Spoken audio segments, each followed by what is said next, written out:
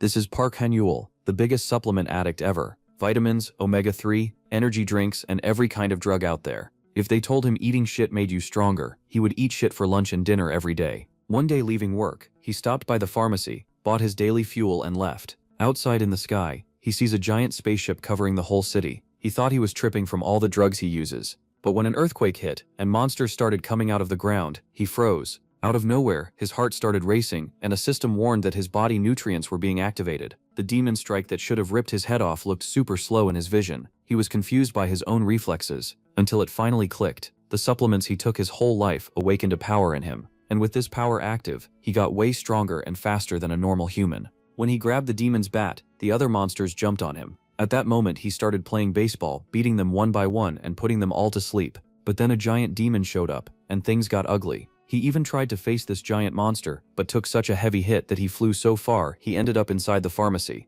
But unfortunately for the demon, he basically just threw a cannibal inside a morgue. Our protagonist was just sitting there taking a drag from his cigarette. When his power comes back, he rushes the monster and delivers a kick so hard that the demon crashes through the wall and lands across the street. Our white Snoop Dogg takes another drag, feels his body getting buffed and goes for round 2, landing so many punches that the monster could barely breathe. The demon even tried to fight back, but our boy dodges, throwing a clean punch right back straight in its face. Not satisfied yet, he stomps so hard that he sinks the beast's face into the asphalt. Since devils don't die easily at all, it grabbed the MC by the face and tried to throw a punch, but the MC was smarter, blocked it and returned a punch straight to the heart. Then the demon finally couldn't tank it anymore, and falls down defeated. Thinking the beef was over, he bumps into a bunch of demons still alive and slaughtering the crowd. Man, I'm dead. A chubby guy runs up to him begging for help, but since he's stuck from the last fight, he can't do anything. That's when a girl shows up flying, and throws some cards that create a magic sphere so insane that it blows up all the demons, clearing the map in one hit. The girl walks up to him, scans his energy and gets shocked to find out that he is an irregular. In this world there are 3 classes: the celestial, linked to the divine; the mundane, linked to the ordinary; and the human, linked to our own nature. These 3 are already basic knowledge, and the monks know how to counter each one. But there's a bizarre type off the radar. That's the irregular, the exact class of our MC. Scared of the kid's power level before leaving, she shoved a pill down his throat and warned him that stuff was made to nerf his energy center, because sooner or later that power would end up obliterating everything around him. Park fell to the ground, pissed and confused. Later at home he was taking his gasolines, trying to process what happened. Out of nowhere an alert pops up with the president announcing that the city was infested with monsters, and telling everyone to lock their doors and stay home. Then the system panel blinks at him, and when he touches it, it opens an insane skill tree. One skill in particular caught his eye: meditation to level up the mana flow in his body. He liked the idea, and decided to test it out. The boy spent a long time farming aura in his room. After focusing for a long time, he opened his eyes and sees his room infested with weeds and plants that sprouted from his own body. Groot? When he stands up and checks the current date, he almost passed out because the meditation lasted exactly 100 days. Curious to see how the city was doing, Park went to look out the window and came face to face with a building-sized monster that sent shivers down his spine. The whole city had already turned into an apocalypse, so he decides to camp in his room anyway to level up and understand his skills better. He finds out he has 3 more skills: soft steps, which buffed his speed; a passive that increased his inventory capacity; and light tornado that sends a flare up in the sky. The problem was, the light could also attract monsters. He had copied the breathing technique before, so he checked closer. The system said trainees were ranked from 1 to 10 stars, and after 5 stars they could use nature techniques. Park was shocked to learn ranks could be raised too. Then came the bad news. It took about 10 years to gain 1 star, so reaching nature techniques would take at least 70 years. Even so, he decided to check how many stars he had first. To do that, he had to pour energy into both hands and look at the rings on his left hand. So Park focused his energy there. The number of rings would show his star rank, but what he saw left him stunned. At that exact moment, a monster rushed him. He had to find something useful right away. Within seconds, a tiger-like beast was at his door, and it attacked. Its claws ripped into his shoulder. Then Park remembered an old Chinese technique called the absorption method, a skill that steals a beast's life force. He picked an ability similar to that, and somehow used a 6th level art. It worked. He brought the beast down, and a green aura wrapped around him. He realized he only lived because he had found such a useful skill. Then he dropped to the floor. The system reported that a muscle had formed, his blood had stabilized, and his red blood cell production had shot up. A green light then spread from his eye. Looking at his hand, Park had no clue what was happening. He could feel a huge amount of energy moving through his whole body. He guessed absorbing the monster had restored his nutrients. That was great news because now he might have enough energy to use the light tornado. Then he noticed plants sprouting from the monster's body. They definitely hadn't been there before, so he decided to collect them in case they were useful. As he moved, he realized he could only use one sprout at a time. If he had time to absorb monsters before killing them, he might do something even better. Still, he didn't want extra trouble. He just needed to survive until rescue came, though he knew he'd probably have to use the light tornado eventually. Then, another monster showed up and charged him again. Park used the skill once more and slammed a punch into it. There was no time to rest. He had to get moving and send a rescue signal with the light tornado, but monsters kept finding him, and again, he had no choice but to fight them off. Even then, they just kept coming.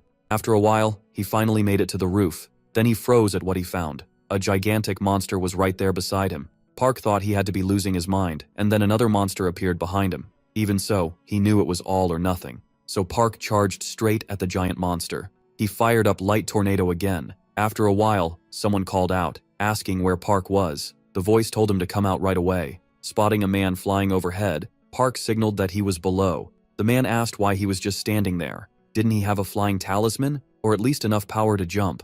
Park said he only had the 3 talismans he got earlier. Calling him a pain, the man told him to hold out his hand. Park started to answer, then warned him there was a monster behind him. In an instant, the man used a talisman and wiped the monster out with no effort. Then he told Park not to make him say it twice and to give him his hand. He demanded to know who Park was and why he was wandering through a restricted zone, and whether he had any wish to stay alive. When Park tried to explain, the man cut him off. He didn't care. Park still thanked him for saving his life. Once he got out of the barrier, Park was shaken by the huge pile of messages from his mother. It made sense. He'd been trapped there for 100 days. Still, he was just glad his mother and relatives were safe. So much had happened, and he couldn't stop wondering how much the world had changed. Later, in a building, Park told his mother he wanted to call again. He played it down, saying he'd only gotten lost and had made it back. He promised he'd see her in a few days. The other man asked if he was done with the call, and Park said yes. At least now he knew his family seemed safe. Not long after, another man burst into the room in a hurry, staring at Park and asking if he was really the person he thought he was. He introduced himself as a disciple serving under the regional unit. Park barely cared and told the other officer to leave. He made it clear, go now, and don't make him repeat it. Soon after, the man asked if Park had learned his technique before his heavenly gate even opened. Park said no. Then he asked if Park had somehow awakened his sleeping master. Park only watched him with a cold look. A system window appeared in front of him, and the man asked if Park could see it too. He asked whether it said Ascendant, and if there were 9 higher ranks above that. Most awakened people were disciples, often called saints, and mundane was the highest class. But this man had special talent, so under his master, he'd been given the rank of Ascendant. Age and background didn't matter here. Whoever had more disciple training was the senior, not the younger one. So Park was expected to respect his senior. That was the rule. Park asked if Ascendant was the lowest rank, and what rank his master was. That annoyed the man, who snapped at him for talking about things he didn't understand. He said Park was born with a spiritual physique, so if he wanted to live in this world, he needed protection from his superiors. There would be no second warning. Say something like that again, and he'd die. But Park replied that he'd heard no one changed masters 3 times, so maybe the man followed that master just because he liked the way he talked. That pushed the man into a rage. Right then, a system screen popped up with all of Park's information. Park pointed out that the man had said this rank was the one right below Ascendant. Getting to his feet, Park said he'd try his best for his superior. Later, that man argued with his master, asking if he thought he had treated his senior the way he was told, and whether he really expected him to hand over the technique he had used. Angry, the master called him a fool, saying he wanted to brag about inheriting a bandit's technique while bowing his head to that boy. The man answered that Park's range of performance was higher than his own, which was why he was considered a high saint. His master said it might be because of Park's body, but the man argued that if so, he could have an irregular physique. That only made him more upset, and he asked if his master would keep saying such nonsense, or if he was really claiming the boy was born with a mundane physique like the two of them. The man asked if that meant Park's training would grow faster. The master admitted he didn't know. Seeing a human rise toward nature was rare to begin with. Humans once came from the water, then moved onto land. They learned fire to survive the cold and melted iron to shape it. Even though living things share many traits, their natures still clash. The master said the report was probably because this was an extremely rare case, and if he understood that, he should say nothing about the cultivation method. They'd send a drug, and Park needed to be watched once his breathing settled. To the master, the whole thing was fascinating. He thought Starwind belonged only to people close to nature, so how had he never heard of someone like this? Meanwhile, Park was back home at his computer, thinking about the government's claim that not a single person had an irregular physique. Across the world, anyone who showed an irregular result in spiritual or physical testing was isolated. Somehow, Park had avoided that so far. Irregular physiques were spiritual and usually split into three kinds: celestial, mundane, and human. But there was also a fourth, an unpredictable spiritual physique. Even after the saints vanished in the last decade, monsters kept trying to break into the world, so the saints joined forces and drove them out. That was why most people treated them like myths, and there were only two known examples. Park thought that made no sense. Why should he be exiled? It wasn't like he was some famous serial killer. As he drank his coffee, the system announced that the drug had been consumed. It noted that even mixed into brown rice tea, it was shocking to see someone draw out its full effect. Park figured he'd been labeled as having a mundane physique in the spiritual test, which was why they gave him the blue matter from Brazil. He didn't know how long the drug would keep working, so he looked for something with a similar effect but found nothing he could trust. That made him think the government only let limited information reach the public. Then, an idea hit him. He typed drugs into the search bar and found something close to what he needed. Looking at the seeds, he wondered what they really were. Were these the same ones he had seen before? Holding them, Park Han-yul remembered he got them while fighting a beast, and realized they might be more common than he first thought. After searching online, he found there were no pictures showing those seeds after germination. So he made an anonymous post asking if anyone recognized them. They were called purgatory herbs, plants that naturally grow near the river Styx. Eating them raw makes people sick, and their growing conditions are so strict that sprouted seeds are almost impossible to get. Park, though, thought his had already sprouted, so he decided to test the unsprouted ones. He used solar wind breathing on the seeds, and they started growing right in his hands. Then a man burst into the room yelling, but Park was already gone. The man wondered if he had run off, then searched the place to check whether Park had stolen anything. When he opened the fridge, he found that the boy had taken one of his peaches. Elsewhere, Park kept testing the seeds. Before long, a small tree had grown. Park Han-yul said he had only breathed on it for 2 hours, and it had already grown this much. He admired the result, thinking breathing let energy move between him and everything around him. Just as he guessed, the solar wind technique could make plants grow. If he kept raising herbs this way, living as an irregular might not be a problem.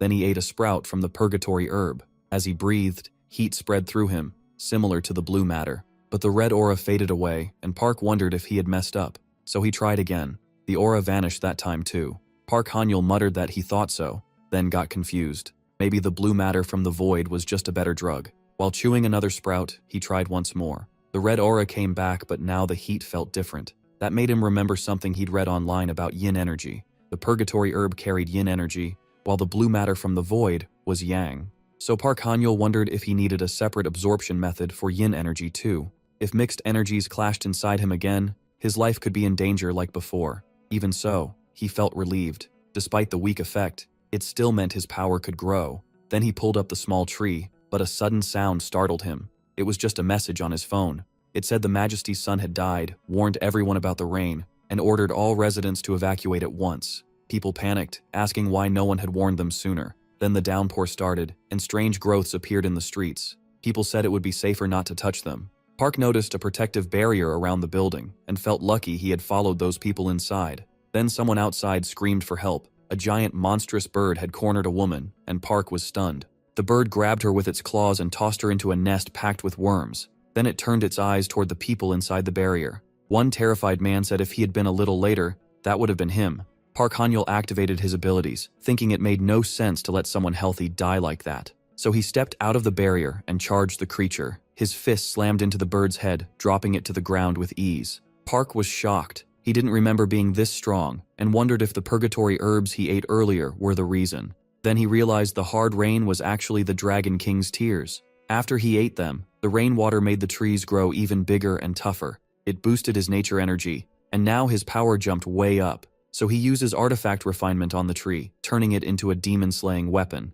The bird gets back up, furious, and rushes straight at him. Park Han-yul blocks the charge, knowing one mistake would send him flying. He was almost at the barrier already, so he had to hold firm. A moment later, the creature leaves an opening, and he strikes back at once. But the hit doesn't even leave a mark. That makes him wonder if the demon-slaying blade is the problem. The bird rises again, staring hard at the weapon. Then it suddenly goes after the woman instead. Park Han-yeol jumps in and saves her. She thanks him, but he warns her not to relax yet. Seeing them try to get away only makes the bird angrier. It slams into them, and the injured woman barely makes it back inside the barrier. Park Han-yeol isn't so lucky and gets thrown into a wall. He still gets back up. The layered protection kept his bones from breaking, even if its effect was fading. Then the monster swoops at him again. He smirks, realizing its huge body makes its flying clumsy. But he also knows he can't make it back to shelter now. The drug is wearing off, and he's getting weaker. He considers planting sprouts, but against this monster, that would be a long shot. So he decides to use his trump card. The demon-slaying blade is both plant and sword, and it can root itself into the ground.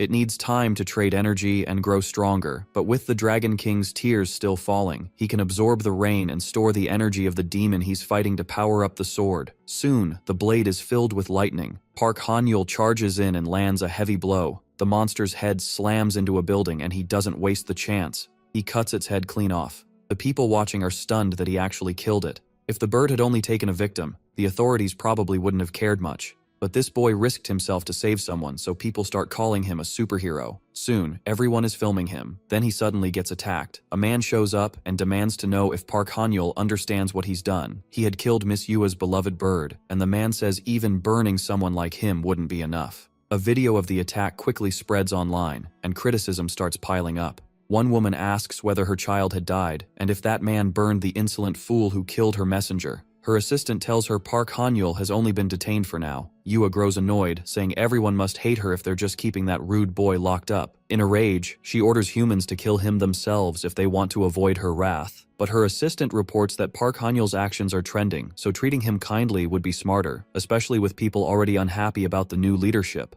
Yua complains that this world's rules are no fun and the government's laws are scary. She's sure Vermeer has some way to calm her down, and the maid says she already prepared a tribute to protect Miss Yua's name. Yua says she'll wait for it. Soon after, the rain starts to fade, and she says the Dragon King has eased his grief. So much for transcendent beings being free of desire. Grabbing the package, Yua thinks the only thing that matters is that she got it. Inside was a piece of trunk. That fruit is called the treasure of fantasy, even among gods. Its flowers bloom only once every 3,000 years, and the tree grows only in the orchard of the Queen Mother of the West. These were peaches from the tree of immortality. Yua explains that when the Queen Mother gave up her life to close the gates of heaven, the orchard vanished. If she could grow a sprout from that bark, her name could replace the Queen Mother of the West. Later, Park Han-yeol walks down the street, remembering a man's warning that he had made all the deities look bad and shouldn't do anything flashy again. He looks at his hand and thinks that even though his sword was confiscated, he still gained something from it. That night, he had found a block of wood inside the bird's body. He couldn't understand why that piece had been attached to the monster's ankle, but then he realized the trunk was alive. Right after that, the man showed up, and before getting attacked, Park Han-yeol managed to take a sprout. Now he's wondering if he should try to grow it. A year later, a news report says the government has taken steps to clean the water, but one man still complains about the smell. He says the real problem is the monster, and the government should deal with that first. A month earlier, when celestial energy fell into chaos, a monster hid in the Han River, a 1,000-year-old snakehead fish. After crossing over from the monster world, it grew strong enough to call itself the sovereign of the Han River. Then it declared that no one could use the river water until it received a human sacrifice. Watching the report, a boy jokes that fish must have worm brains. That boy is Yang Giju, a disciple from one of the 8 sacred mountains of the Korean peninsula. Someone immediately tells him to stop making pointless comments in the meeting and sit properly. That was Shin Soman, the youngest disciple from another of the 8 sacred mountains. Yang Giju doesn't care much about the meeting, because this isn't something they can solve on their own, and in the end, everything depends on the elder's will anyway. Bowona gets irritated and asks if that's really what his master taught him. 10,000 people have already gotten sick from the water, so she says they need an answer fast. Then she demands to know how he dared insult her master. Yang Giju fires back, asking if she can kill the sovereign of the Han River. 4 top immortal mystics already failed, so does she want everyone to die to that fish? The real problem is that the sovereign can use both earth and water techniques. Very few people can control 2 techniques like that, so the only real options are an immortal who can force it out with earth power, or someone high-ranked in both earth and water. Yang Giju says he won't stop her from trying, but he won't join in. That only makes her mad, and she snaps the presentation remote. After that, the boy leaves to train. He says if anyone can beat that fish, they'll have the answer. Meanwhile, the woman heads into the forest carrying the demon-slaying sword, because she remembers that a year ago, a man killed Yu Wisberg with it. He was jailed for a time and later released. but the sword stayed confiscated by the Immortal Society. It was a rare wooden artifact, and because it looked like a sword, it caused a lot of confusion in heaven. But as the power inside it slowly faded, that attention died down. For the past year, Park Han-yeol hadn't left Gwanak. Now and then, he only went out with his mother or friends to eat or watch movies. The girl remembers him saying he didn't use phone apps, and after everything he went through, that made sense. Then Park Han-yeol shows up, and the moment he sees her, he turns the corner. Yang Jaiju thinks she can't let him get away and chases after him, but she still can't catch him, not even at full speed with a talisman. In the end, she loses him. Then Park Han-yeol appears again and asks if she's with the Immortal Society. He says he wasn't trying to run, he was just startled that she was following him. Yang Jaiju notices he's sweating and wonders why he used only his body instead of a talisman to shake her off. Then she tosses him a phone. The device changes ownership, and Park Han-yeol pulls up his profile. Yang Jaiju sees that he's still a high immortal, though ranked below her. Park asks if she wants to use his wood element against the sovereign of the Han River, and whether the immortals really want that monster dead. That's how it looks to him. Yang says no. The older members stayed out of it because they want the juniors to solve this without help. Park points out that thousands of people are suffering because of it. Still, he agrees to help and asks what compensation he'd get, and whether his sword could be returned. Yang asks how he even knows about that. He explains that through breathing, he can connect with the trees around him. That's what his technique does. She realizes that's also why he could move so fast through the forest. Park says the first thing he wants to know is whether his curfew can be lifted. Yang tells him rewards are possible, but drawing attention is still a big issue, and no one can promise him anything just for helping. She explains that the curfew was first meant to punish him for killing Miss Yua's bird, but that problem might be fixed if she can persuade the right man after Park helps defeat the sovereign of the Han River. Sometime later, Park is already at the riverbank, and the other man asks why they even came here. He isn't sure what Park plans to try, but after all the trouble this place caused, he wanted to see the creature for himself. Yang tells him to calm down, since all of this is because of the sovereign of the Han River. He wonders what Park Han-yeol can possibly do here. Pulling an album from his backpack, he thinks it's disgusting. He prepared it for this moment. He just didn't expect to use it so soon. The woman warns him not to go any closer. It's too dangerous. But then she realizes what he's actually doing. Park asks if she never did this in elementary school. He says he used to sprout plants in class. This kind of plant was great at cleaning dirty water. Most of the work was already done, only a little was left. Then a huge creature rises from the lake. Park grabs his sword and braces himself. He says it's time to go fishing. A deafening roar shakes the area. The beast calls itself the god of the river and says it bows to no one. It lunges at Park, and he barely dodges. Right after that, he starts using a spell and throws it at the creature. Enraged, it demands to know how he dared pull a stunt like that. But before it can finish, more shots from Park hit its body and make it even madder. Meanwhile, Yang keeps shielding the others. She's impressed. By using those purifying plants, Park stripped the river sovereign of all its filthy energy. Still, if this kept up, he wouldn't win. The monster says Park may handle hidden energy well, but these cheap tricks mean nothing.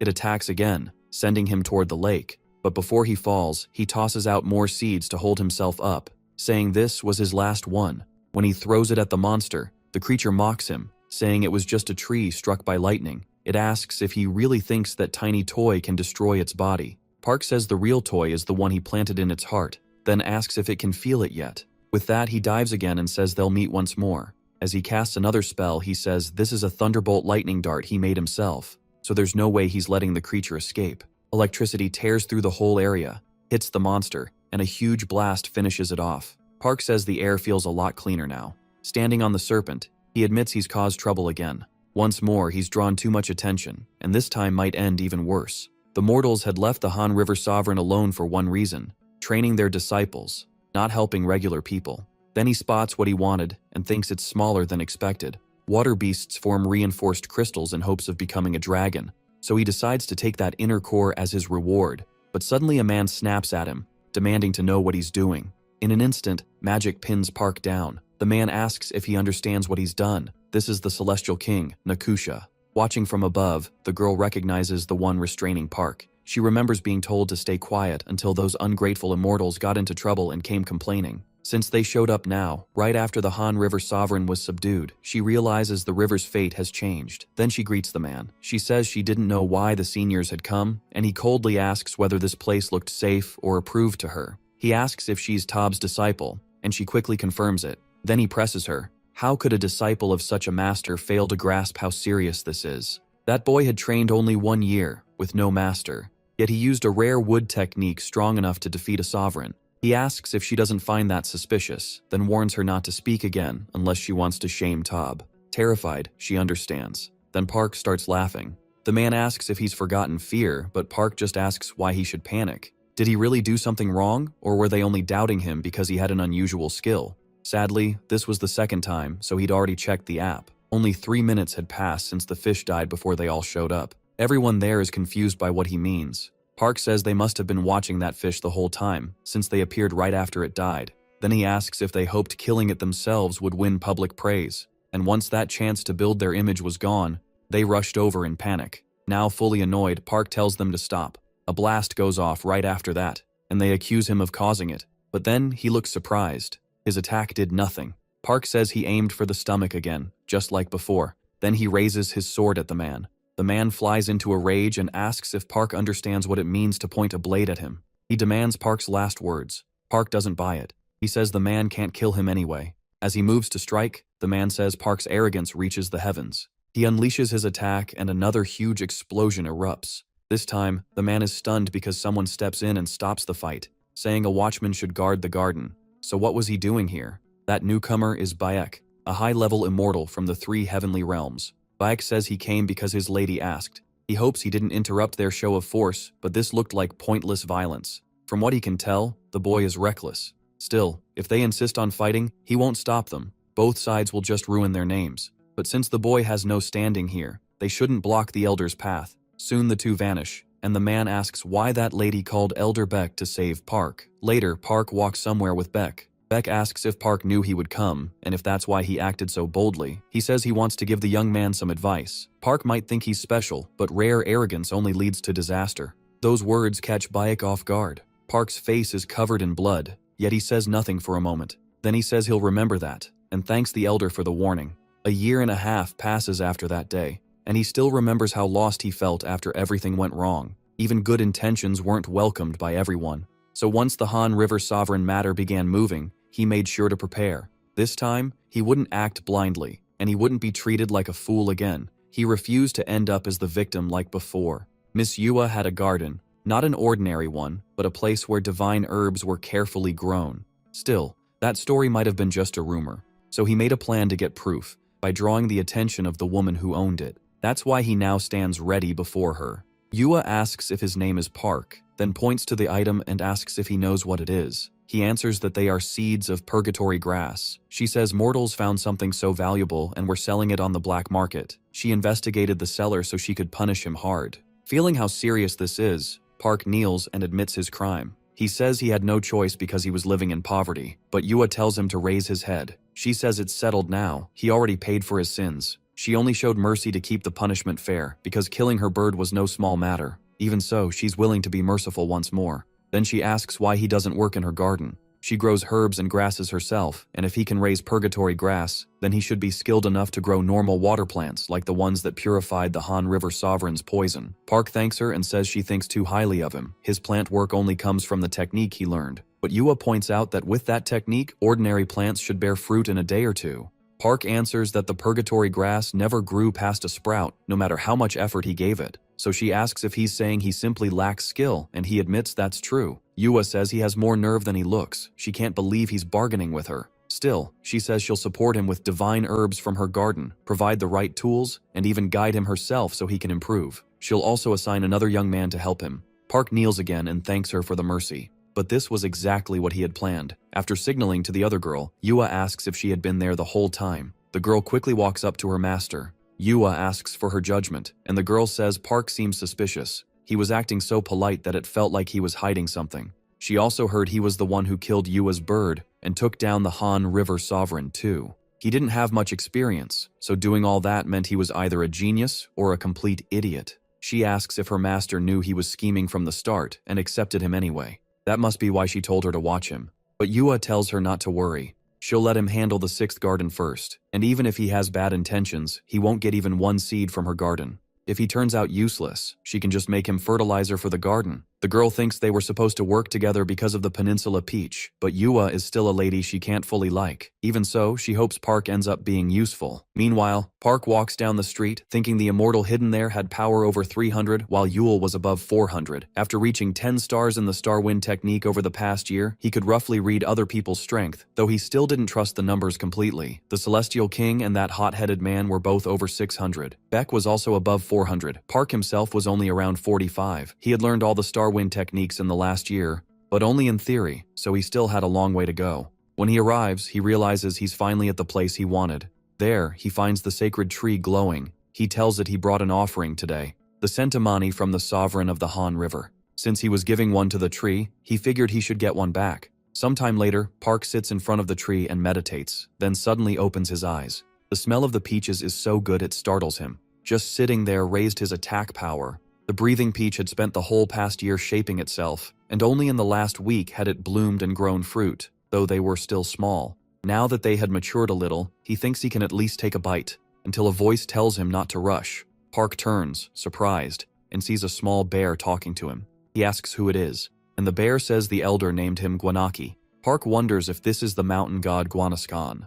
Ever since the gates of heaven opened, the gods had started showing themselves again, and this one had it especially rough. Long ago, when the capital moved to Hangguang, the land officials believed Mount Guanascan's fire energy affected Hinawan, so they added water energy with the unicorn lion statue, and dug the Blue Lagoon and did other work that kept stirring up the mountain's energy. That was why the bear was only half his normal size. Park says he's trained here for over a year and thought he would have met him sooner, but the bear says he saw no reason to bother someone quietly training. Park suspects the bear wants the peach, but the tree's twisted space keeps him from entering the barrier, so he tells the bear to wait. He just needs to eat something. The bear quickly stops him again, saying that would be reckless. All the tree's power is gathered in the fruit, and if Park takes it now, the tree's protection will disappear. Then what would he do if the people watching this place came for it? Park asks if the bear plans to steal the tree, and the bear snaps back. Does he look like a thief? Still, it wasn't only him. Sooner or later, others would find this place too. In fact, someone was already waiting at the end of the hill.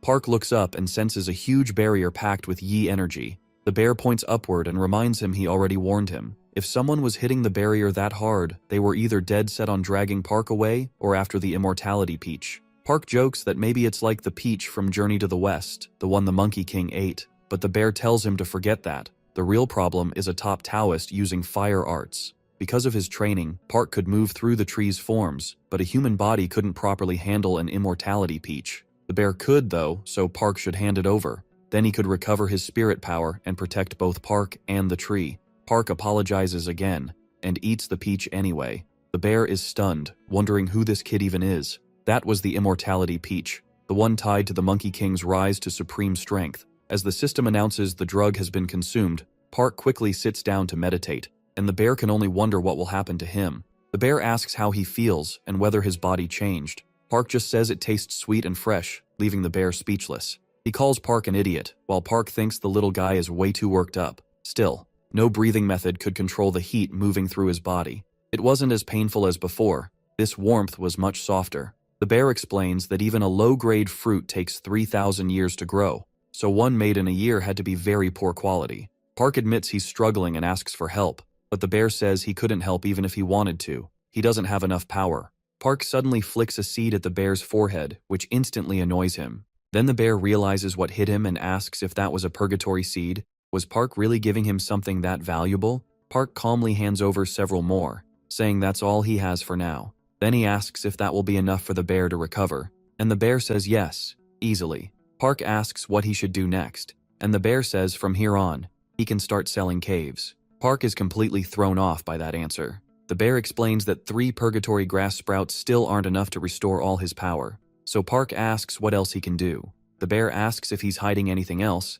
and Park says he can check. He opens the system and says it has that function. The bear notes it's a map of the area, while Park realizes he'll have to deal with the person coming closer. The bear asks if he's really planning to fight, and Park says yes. If he does nothing, they'll take his tree. The bear knows Park should lose with his current strength, which makes his calm attitude even stranger. Then Park runs straight toward the incoming figure. The man thinks he's finally found him, and soon Park is standing right in front of him. Sensing his energy, the man asks if Park is the Celestial King's disciple, sent to bring him back. Park immediately says yes and adds that he was even given an item, the nine-tailed fox fan. The bear blurts out that the nine-tailed fox fan had only appeared once in 300 years. He can't believe a treasure that rare was made from a foxtail. Since it was a sacred treasure, the tail stayed whole, and the phantom energy inside had to be immense. The man confirms the fan really does come from the nine-tailed fox. Park then asks if he would really set off an explosion in a place full of people, even with the Celestial King's fan. The man asks if Park can't feel the energy around them. No matter what skill he used or how loud he screamed, no one would get out.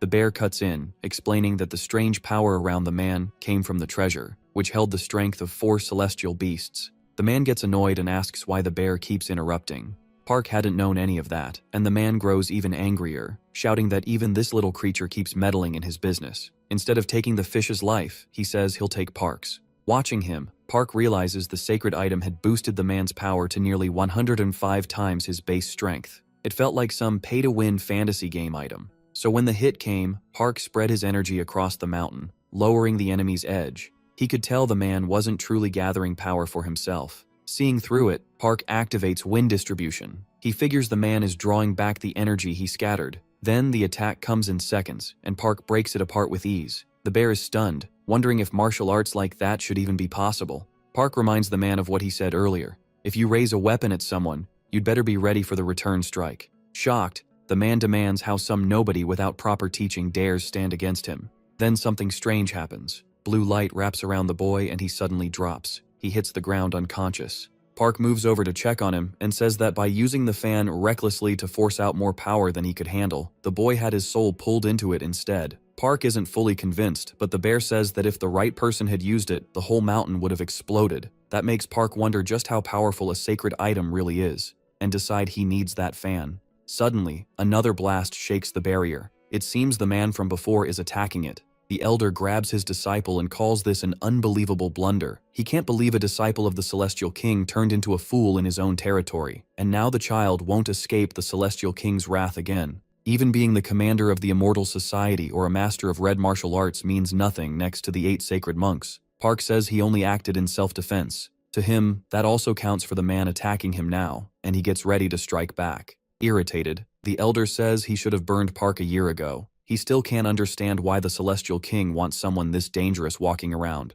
but now he'll burn Park down until nothing is left but bones. Still, Park stayed calm and showed no reaction. A second later, he took off running, with the old man chasing right behind him. Spells kept flying at him. Cornered, Park knew he was in a bad spot. This fight just wasn't going in his favor. Out of every element, fire suited him the least. The bear told him to use the 9-tailed fox fan. Just pour energy into it and swing. It should work with any element. But before anything else, the elder blasted the bear. Even so, Park kept thinking over the bear's idea, worried the fan might swallow his soul like it did to the others. Still, he had no better choice, so he went for it. He started using the fan's power. The elder snapped, demanding to know how Park dared touch the 9-tailed fox fan. Then every attack suddenly turned back on the elder. Park could only stare in shock. So this was a sacred item's power. Then he wondered where the old man had gone. At that exact moment, something hit him from behind and tore into him. Park guessed one of his organs had been damaged. The elder rose through the flames and called him pathetic. First, Park had made the Celestial King's disciple look like a fool, and now he was using the 9-tailed fox fan too.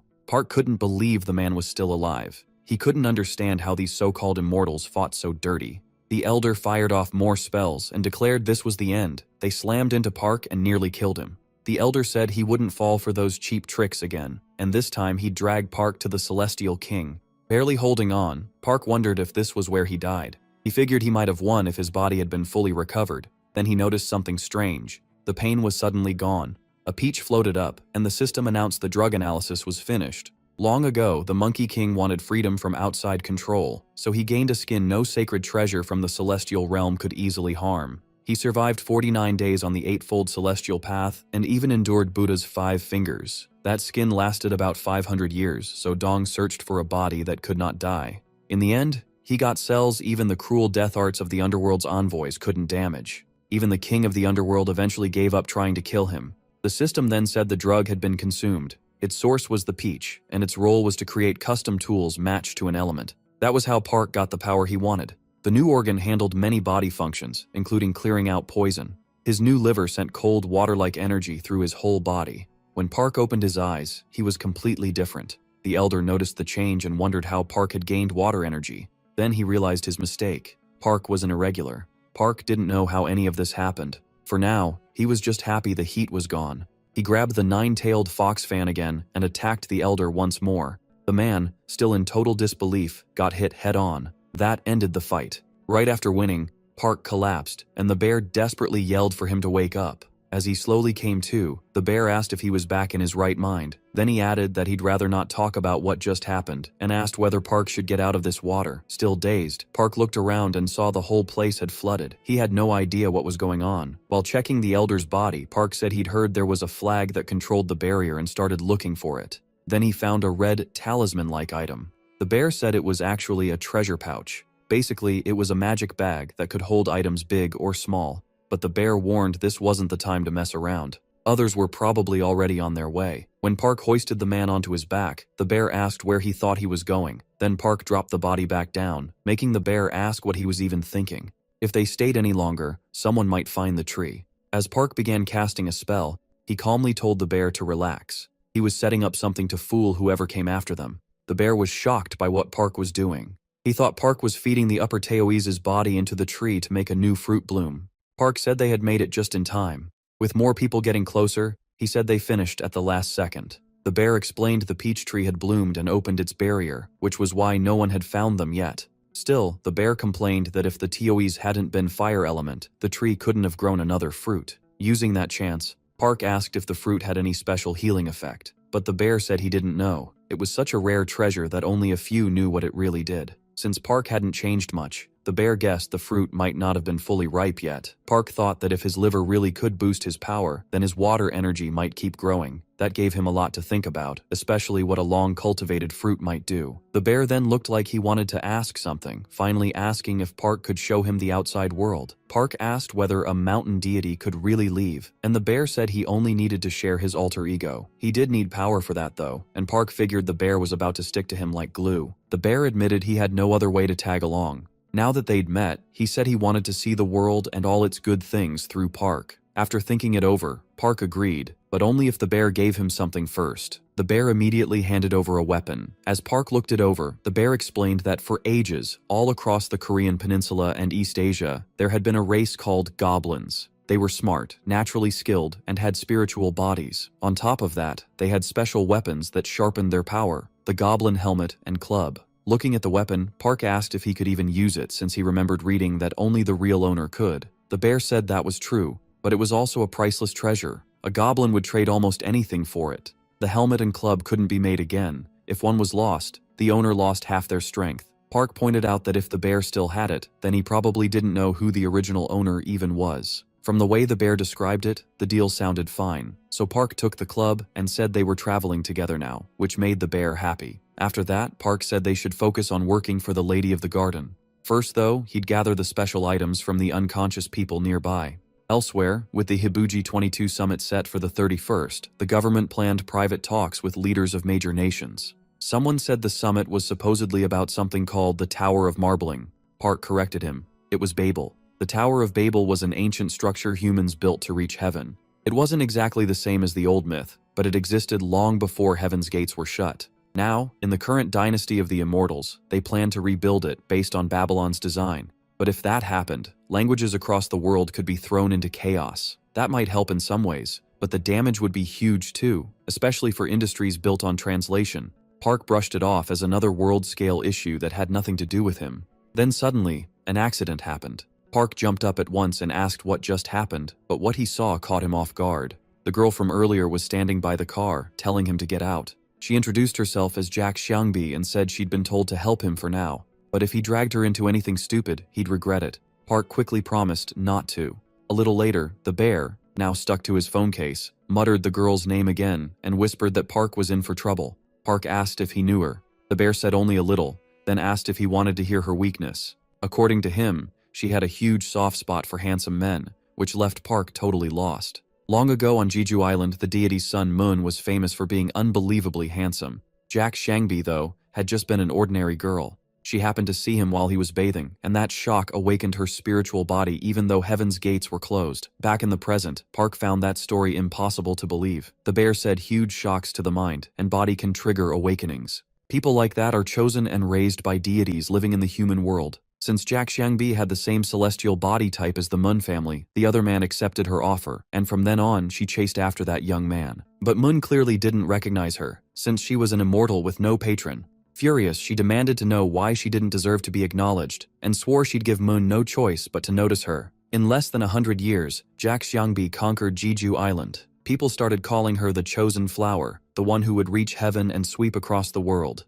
After founding her own dynasty, she formally asked Mun to marry her, but his father feared her power and came up with a plan to exile her. While she was getting ready for the wedding and dreaming of a happy future, she was betrayed. On her wedding day, a trap was set for her. The people who came weren't there to celebrate. They were assassins, sent to kill her. Furious, she slaughtered everyone involved. They even used the deadly Sura flower of extinction, but still couldn't get away. That clash was later called the Great Battle that nearly sank the island. But in the end, she was the one who truly lost. The deepest wound came from her own lover's betrayal. Later, some regents tried to use her power for themselves. They kept sending handsome young men because of the rumor she liked them, but every one of them ended up dead. The bear asked Park if that didn't make him feel safer, since she had no reason to hate him. He wasn't exactly handsome. That set Park off, and he threatened to throw the bear back on the mountain. A little later, the girl asked what he was doing. They had reached their destination, and as they went up the stairs, Park apologized for what happened earlier. The warden told him the castle had 6 gardens, numbered 1 through 6. Out of all of them, the only one Park could use was the 6th garden. He figured that meant he got the worst place, so he never expected to be handed valuable medicinal herbs right away. Even so, what he found still shocked him. There were only 2 suns there, and the whole place looked miserable. The warden explained that every gate led to a different realm with its own space and time. From now on, Park was the lord of this place and in charge of raising crops. When Park asked who ruled it before, she shot back that there hadn't been anyone. The garden had stayed shut since the last lord died 100 years ago. Park figured that as the world changed and more mortals appeared, herbs had become more valuable because demand kept rising. She added that living here didn't mean he'd be poor. Once harvest season came, he could make a lot, especially since there were no other gardeners. Soon after, she said goodbye and left. Right then, Park's phone started ringing, and he dropped it. The fall flipped the screen and exposed his wallpaper. At once, the bear's earlier words came rushing back to him. Park quickly blurted out that he respected the girl. Sometime later, he woke up and found the bear chewing on something, saying he was finally up. According to the bear, he'd been knocked out for almost 2 hours. Park asked what happened, and the bear said it was one clean hit. He'd never seen someone pull that off without even using a technique. The bear explained that even if the 6th garden ranked last, it still grew carefully chosen seeds, so Park should make the most of it. Park remembered the girl saying she'd keep watching until the next harvest. If he showed real skill, maybe he could ask to grow rarer plants later.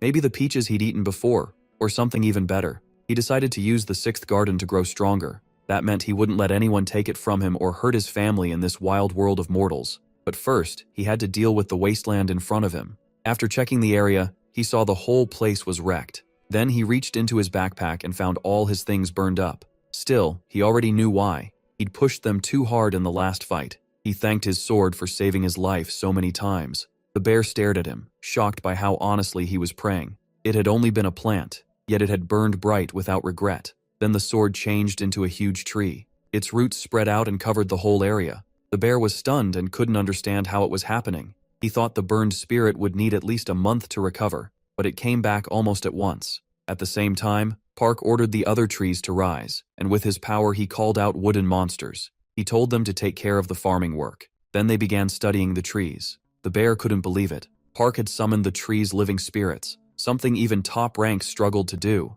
But Park said he needed a break because he'd used too much energy. After going inside, he was surprised by how big the house was. He sat down to meditate and recover with his breathing method. Soon, he was fully focused, then suddenly stood up.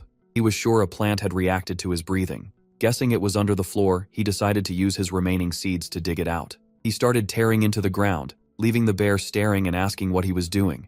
Then something showed up in the rubble. An explosion went off, and Park, startled, looked closely at what had been buried there. He asked about the red circle. The bear said it was a blood barrier, and whoever made it must have carried a huge twisted grudge. Park realized the pulse he'd felt was coming from underneath it. He decided to break the circle. So he started striking the barrier, and to his surprise, he opened a hidden chamber underground. It belonged to Park, the former lord of the Sixth Garden, known by a different name. His record was left for the next lord to read. In it, he planned to reveal the castle's crimes. One day, after drinking with a friend, he wandered into a shrine and got possessed because the guardian deity there had been taken over by a ghost. He couldn't do anything then, but a kind scholar passing by helped him. The scholar drove the ghost out and said Park would recover soon. But if a ghost had attached itself to him, that meant his spiritual physique was awakening.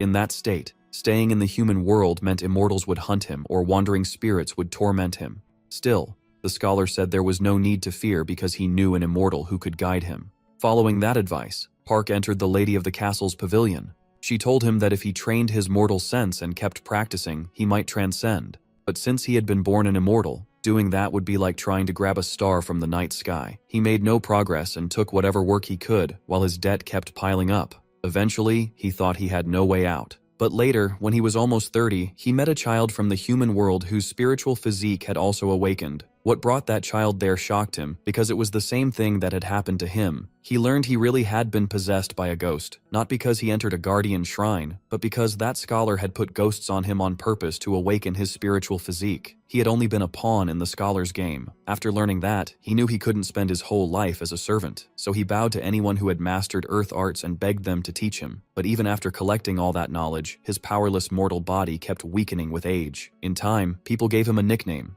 Foxtail Grass, because he was always bowing from hard work. They said he looked like the grass growing everywhere, and the name stuck. At that point, he truly started thinking about the end of his life because he felt completely helpless. Then, a miracle came.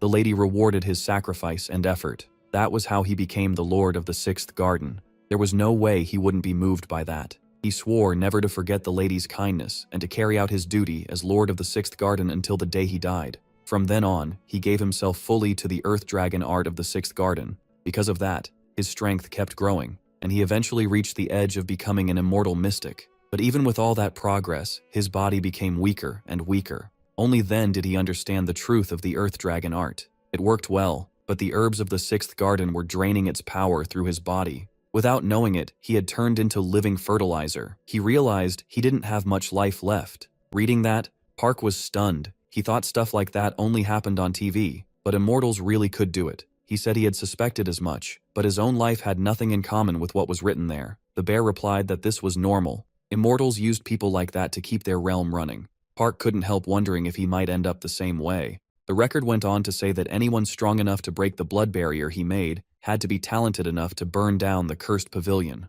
For the sake of the juniors trapped like him, that person should run with the stolen treasure and protect it even at the cost of their life. Park wondered if the items there belonged to the people mentioned in the record. As he searched through them, he found mandrake seeds grown by people across the seas. Then he picked up another item and asked what it was. The book said nothing, and the bear told him it looked like a container used for drawing lots at temples. Park was startled when he realized the pulsing sound hadn't come from the seed at all, but from that object. He wondered if he should try using it to grow something. Then it suddenly exploded. The object seemed to reject growing together with him. Picking it up again, he asked what it really was. It felt familiar to him, and he wondered if it was a blade shaft. The bear then told him it was a sword. At the same time, the lady seemed to be studying something. She said that man really had come there. Then another girl appeared. She admitted this was rude, but said they needed to move first because it was urgent. She'd heard Yunhwa kept a treasure in the main palace and wanted it returned. The seven-branched sword was a very strange treasure, and it was precious even in the land where it was forged.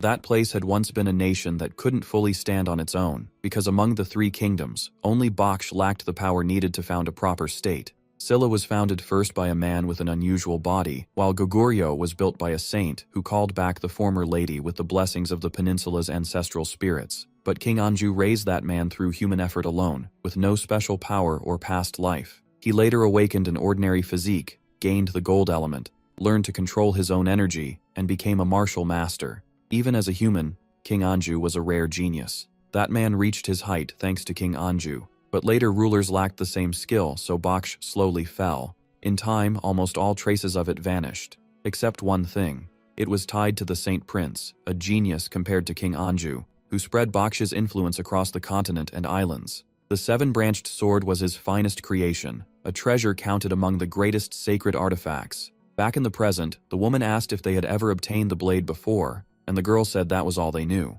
Old records say that when the king tried to send the sword to the celestial king, the messenger carrying it died of natural causes. The ship was recovered safely, but the sword never reached its destination. Hearing that, the lady asked if the girl meant the seven-branched sword had some kind of axis. She found it strange, since it sounded like the girl had figured out the axis long ago. So why ask now? The girl answered that she hadn't come for pointless questions. Speaking for the sanctuary, she came to offer a 6-month celestial lease. The lady of the garden understood and asked for the terms. The other woman said they would use the blade of the seven-branched sword in the middle of that battle. If they lost, they wanted the right to take one item from the lady's estate, and if the sword's axis was there, they would take only that and nothing more. Not long after, the lady of the garden agreed, but she wanted to add one more condition. 6 months passed. By then, a group was talking about broadcasting the next celestial fight live. The lady herself had said she would reveal it, and one man questioned why they needed to air it. Sure, it would be fun to watch, but they were almost at the 6th garden. He warned them not to stir trouble with its lord while they were getting close. A little later, the group reached the place. What they found there stunned them, because the area had once been barren. At the same time, Park was eating and reading when he noticed the guests arrive. The young man looked shocked by Park's casual behavior. He told Park to at least show some respect. Park quickly got up, greeted them, and introduced himself as Park, the lord of the 6th garden. The other boy gave his name as Lee and said he had come to report on the garden's progress. Checking a system window on his phone, Park asked why his juniors kept calling him senior. When everyone realized the boy was a celestial immortal, they were stunned. Park then asked if a celestial fight was about to happen. They said yes, even the supreme immortal would join, along with 2 ranked players from the Japanese side. Park said he hadn't heard about it since he rarely went outside, then asked if Lee was taking part. Lee said that was how things had turned out. Lee had awakened his spiritual physique during the Korean War after losing his family in a bombing. Later, he joined the ladies' pavilion. Even if his rank could drop, he still had talent and only grew brighter after meeting a true master. Park thought most mortals weren't trustworthy, but this boy felt different. He had already apologized for his servant's behavior. Park said he couldn't believe Lee would be in the celestial fight and guessed he must be the strongest immortal there. Lee answered that he was still lacking, but the lady had given him a chance to join that great event. He added that some contestants were far stronger, like Go, who was nearly a pure immortal and said to be tied to the bloodline of the lady's son. Even so, Lee felt lucky to face someone like that in a celestial fight. Meanwhile, Park kept studying the boy from before. Elsewhere, the ladies' group talked among themselves,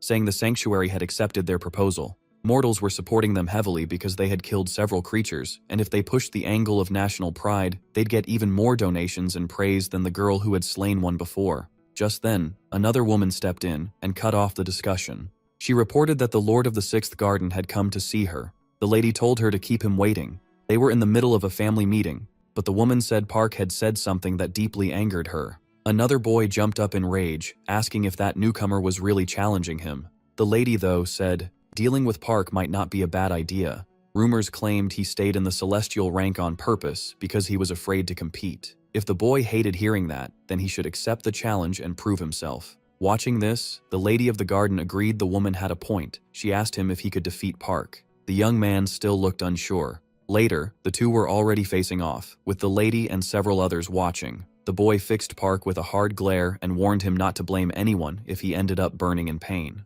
Park was surprised by the killing intent in his eyes. Then the judge gave the signal to start. The boy opened with a barrage of spells, and Park answered with his own magic. His opponent sneered, asking if Park really thought a flimsy shield that couldn't even hold its petals together could stop him. He swore he'd never let Park enjoy using that ability again. Then he summoned a meteor-like spell. With a grim look, he declared Park was finished. Park didn't flinch and prepared his own spell. He shot back that the opposite would happen, that he would kill the boy instead. Their attacks crashed together in an instant, but Park's magic blocked the strike with ease, and the shield even began absorbing the other boy's power. A huge explosion burst out across the area. Suddenly, a man stepped between them and apologized for interrupting. He stood in front of Park and said he couldn't let a child die, since the winner was already clear. The boy protested, insisting he could still fight and that no one should interfere. But the man calmly said the victory already belonged to Park and that his talent would never shame the pavilion. The lady watched in silence, then accepted the result.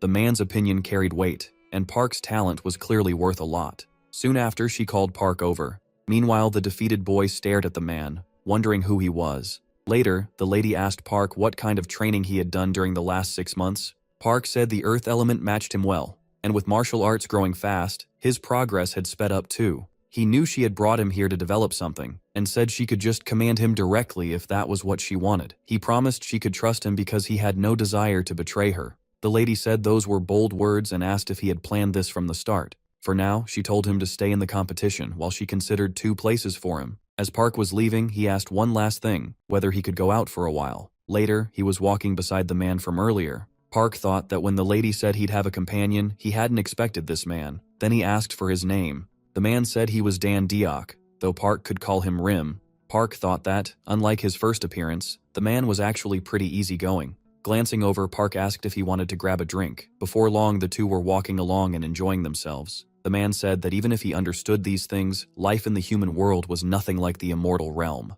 Park smiled, glad that Ryan seemed to be enjoying himself. Park mentioned hearing that immortals sometimes visited the human world and asked if Ryan had done that. Ryan said yes. After dying in the human world, he became an immortal with the lady's help, but he was crushed to learn he would live in the immortal world instead of returning to the human one. Park figured the man must have left behind many regrets. Ryan went on to say that he once told the human world his name because he wanted people to remember him, even after death. Now though, he saw it as a childish dream that never came true. In the immortal realm, he kept thinking about what he had lost and all he failed to do. But in the end, it was only part of his past. Calling it a long speech, Ryan thanked Park for listening and said Park had let him enjoy the human world again. Then they came across a group holding a protest, demanding that the Dragon King stop this year's human sacrifices. Ryan looked at it and asked if Park understood what he was seeing. He couldn't believe the ruler of a country would offer up his own people. Angry, Ryan said they should go straight to the country's leader, but Park told him to wait. A black circle appeared overhead, and at first it looked like an eclipse. But then a dangerous energy spread through the area. An explosion followed, and people ran in panic while a man in the dark sneered that these beings had forgotten their place. Park rushed him in anger and struck with the tool he got earlier, seeming to take him down. Then he heard people begging for help behind him. Right then, something slammed into Park, and the attacker said he never expected to find him here. He said Park had wandered into the wrong world, and that was why he was going to kill him. Feeling that energy, Park guessed the man was tied to Nakusha or someone like her. He knew that disgusting aura. It was the same one the woman had felt since the statue was destroyed, and this guy clearly came to kill. Park asked if he was connected to the man he had just beaten. Then he added that the guy could talk all he wanted. He would still answer for everything he had done. The man demanded to know what crimes Park meant, but Park restarted his spell, covering the whole area, and said the one who really had to pay was him. At once, several wooden figures appeared and moved in, taking down the man's followers. A woman yelled at them to stop wasting time and release the phantoms so they could rip the human apart.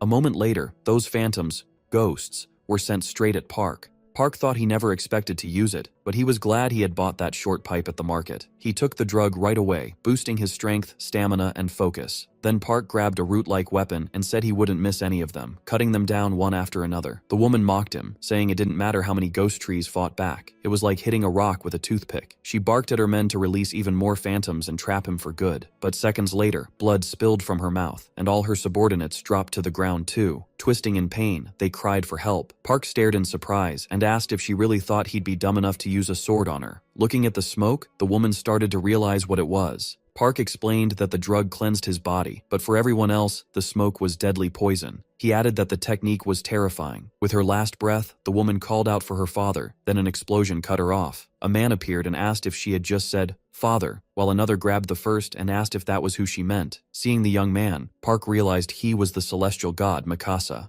A moment later, the man slammed the other one to the ground, and the victim shouted, asking who they were and whether they had any idea who he was. Park's companion answered that it didn't matter. What mattered was the unforgivable sin he had committed against the people. The young man only laughed and said he had been wondering what nonsense they were saying. He told them to remember it on their way to hell and said that, out of curiosity alone, he wouldn't let a single mortal live. Park realized the man wasn't just absorbing the corpses, he was taking their power too. He couldn't understand why innocent people were being used like this. The art was unbelievably strong, and Park had no idea how to stop it. He wondered if he should use the nine-tailed fox fan. He wasn't sure it would work, but he had no better option.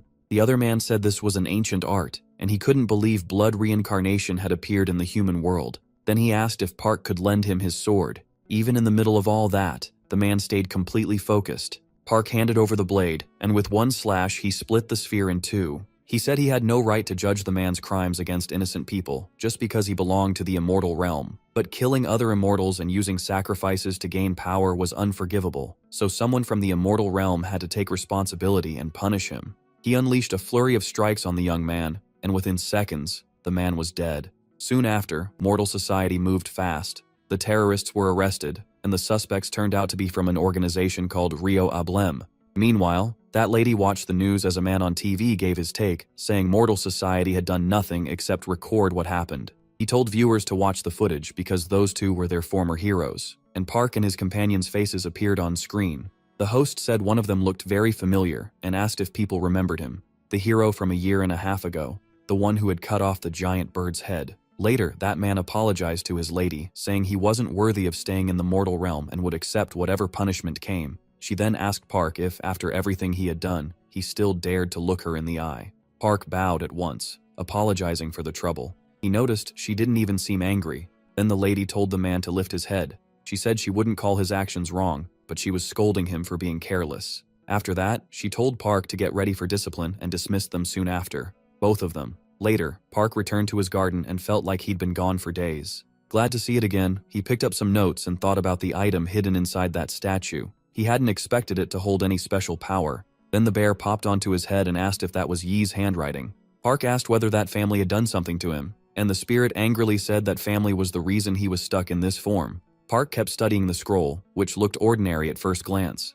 Still, he was sure the writer was King Sejong. The message said he knew he didn't have long to live, but he wasn't afraid of death. What scared him most was watching his son die before him, along with worrying about the people he would leave behind. It said Hyang was getting thinner every day because of a deity's curse, and he feared that after he and his friend died, someone backed by immortals would seize the throne. If that happened, the land could drown in innocent blood and tears again, just as many had died before because of the deities. He wanted to end the time when immortals treated the human world like a toy. Even people without awakened spiritual bodies would need power to face immortals. There was talk of runes from a distant war in the northwest, and if all the letters were joined, their true power would appear, like verses carrying power inside the words. So if someone could form a full text with them, they might achieve something amazing. Park thought he might have been trying to build a language system like the Draco Bone script. The bear said that child's genius was famous even in the immortal realm, and if he had lived one more year, he would have finished it. But Park quickly said he thought the man actually had succeeded.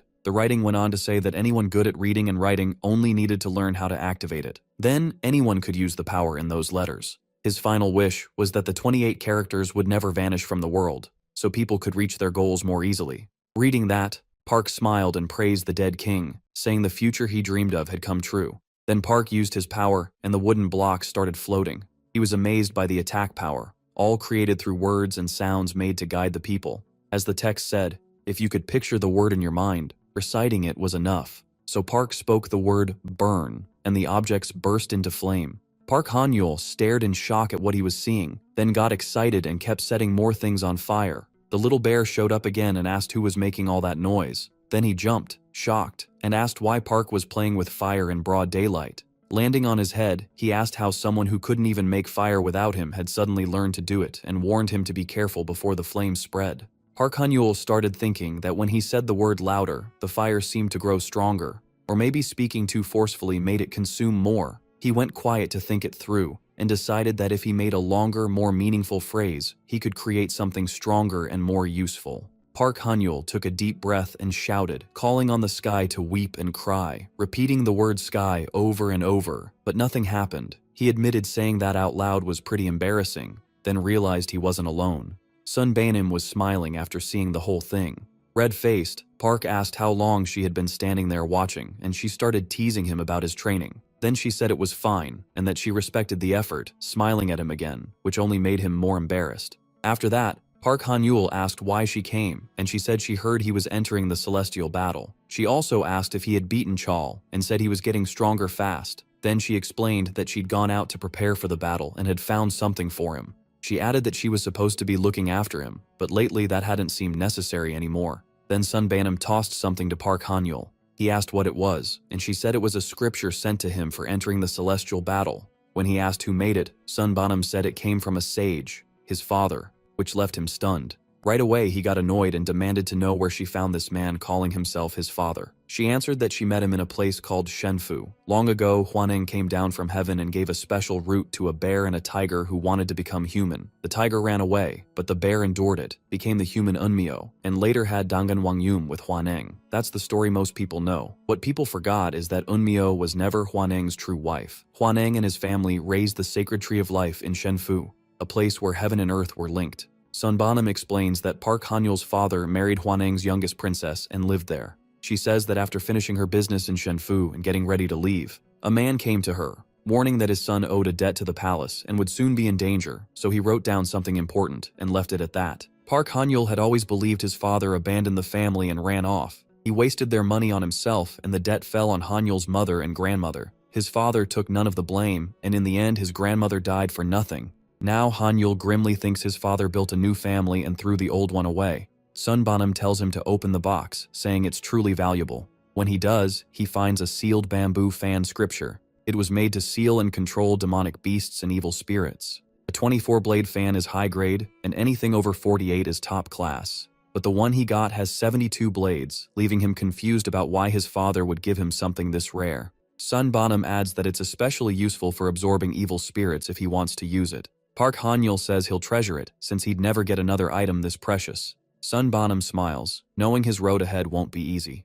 8 hours before the competition, the protagonist senses a presence and says someone is there. Then DX shows up. Surprised, Park Hanyul asks why he came, and DX says he needs a favor. He wants help making the Flute of Peace. People say it first appeared during Unified Silla, but it was actually designed long before that. Back in King Guangado's era, there was a man so perfect that even the Immortals couldn't control him. Because of that, the Immortals lost their power, and the Water Dragon King caused a huge disaster that killed many people. To fight those disasters, the three kingdoms joined forces for a time. Their masters created the Flute of Peace, a heavenly item so powerful that it came with 2 rules. It could never leave the Korean peninsula, and it could never be used to harm the people there. Deek says it was used once in Silla against the Water Dragon King, then vanished. That's why he came to the protagonist. He believes the boy may know what's needed to make another one. Soon the garden guards will be fewer because of the competition, so he plans to take black jade bamboo from the second garden. For a new Flute of Peace, they need that black bamboo no matter what. But Lei Yuo may grow suspicious, and that could start another clash with the Dragon Palace. Hearing that, Park Hanyul figures Diek plans to take all the blame himself, and he probably wants to do this because of the protests they saw in Guanghuamen. He also realizes Diek isn't like the other immortals, so he agrees to help. He says Diek is thinking about the people, and someone like that deserves support. Refusing to help would be wrong. Diek smiles, happy that the boy said yes. Then he tells him it's time to go. When they arrive, Park Hanyul finds a floating island. Diek explains it's an artificial space made by the pavilion, and if they change the structure's formula, they can get in. But it won't be simple. Diek throws a tiny wooden horse, and it turns into a black horse. He tells the boy to grab his hand. As they fly through the sky, Diek says he won't let anything touch him, which confuses Park Hanyul, but when he looks back, he sees flying sea monsters chasing them. Diek drops him onto the island and says he'll hold them off. Then he rides away. Park Hanyul quickly realizes he has his own problems to deal with there. He takes the mandrake drug and remembers that with the proper sounds for instructing the people, longer, more meaningful words work better. He shouts fast and starts moving quicker. Soon he feels strange energy coming from 2 spots and hopes one of them is the Black Jade Lake. Then a creature attacks him, something that feels even stronger than a celestial immortal. If it has a wood attribute, he knows he'll be in trouble. Still, he says he already took the drug, so getting past him won't be easy. The creature charges, and the protagonist shouts, "Appear!" A brown bear shows up. The lizards try to run, but the bear chases after them. It tells the boy to keep waving the fan. The protagonist realizes there's a reason it's called the God of Fire Mountain. Among the great mountains, spirits with evil in their names are rare, and only one of them can naturally control fire. Legend says people feared that mountain fire would spread through Seoul, so they made a lake around it to hold the fire energy down. The creatures keep fleeing, and the bear tells the boy to back him up. Park Hanyul thinks it's odd. They're running straight toward that energy. If the island is thriving because of the Jade Lake, then that turtle-shaped structure they're heading toward must matter. He wonders if it's the Black Jade Lake, but it only looks like stone. Then the little bear asks him to put it down there. The boy says he's never seen anything like it and asks if the bear will regret this, but the bear says it just wants to know. So he waves the fan, and the bear becomes huge again. As it tears through the lizards, it says they're pathetically weak. Then something inside the cave watches the bear and traps it in a bubble of water. The bear immediately calls for help. The protagonist breaks the bubble with his power. Park Hanyul says this must be the creature acting as fertilizer for the island. and the little bear is shocked that something really was hidden inside. The protagonist wonders if it's a yum hate. If a baby is already this big, then an adult would be terrifying. He's also stunned that it isn't a lake at all, but a divine beast being used to feed someone's pride, and the Leaf family. The bear says that even as a baby, it's about 2,000 years old, and the way it uses that technique so wildly shows it never learned the basics. Holding the fan, Park Han-yeol says this is actually good for the bear. The little animal, now nervous, asks what he means. The boy waves the fan and promises to buy it a jar of honey later to make up for this. Then he seals both creatures inside the fan. Inside it, the monster starts fighting the brown bear. Park Han-yeol is glad they both fit. He snaps the fan shut and says it's time to go. As they escape, the boy thanks Diek for helping him get out, but he notices Diek seems oddly short of breath. A second later, he sees that Diek is bleeding. Diek brushes it off, saying he only needs some rest. Even so, Park Han-yeol worries, especially with the fight only hours away. Then Diek hands him something, calling it payment for helping with such a hard task. He says it was made by twin dragons from the Garden of Flowers, and he wishes he could offer more from his own collection. But this was all he could secure. The boy stays quiet, and Diek tells him not to look so serious. He deserves far more than that. Park Han-yeol thinks the job still isn't over, since the flute of peace still has to be made, and things may reach a point where they can't escape Boo's grasp. Then he helps Diek walk and says they should get moving. Diek smiles and says he knew the boy wouldn't act proud. The two leave together, both smiling. Park Han-yeol thinks Diek is strong both as a divine being and as a person. He vows to grow strong enough one day to call him brother without hesitation. Soon, people begin gathering for the competition. The announcer tells everyone they are at Dokdo in the Eastern Ocean. Even before the first match starts, the contestants' energy can already be felt. Then it's explained that the event will work like past tournaments. 2 teams enter, but only one side wins. Some worry this year isn't fair because the fighters come from different worlds. Park Han-yeol watches Diek, thinking how he barely showed any sign of injury just a few hours ago. Before it begins, representatives from each nation send greetings to the Water Dragon King and ask for his understanding since the contest is being held in his territory.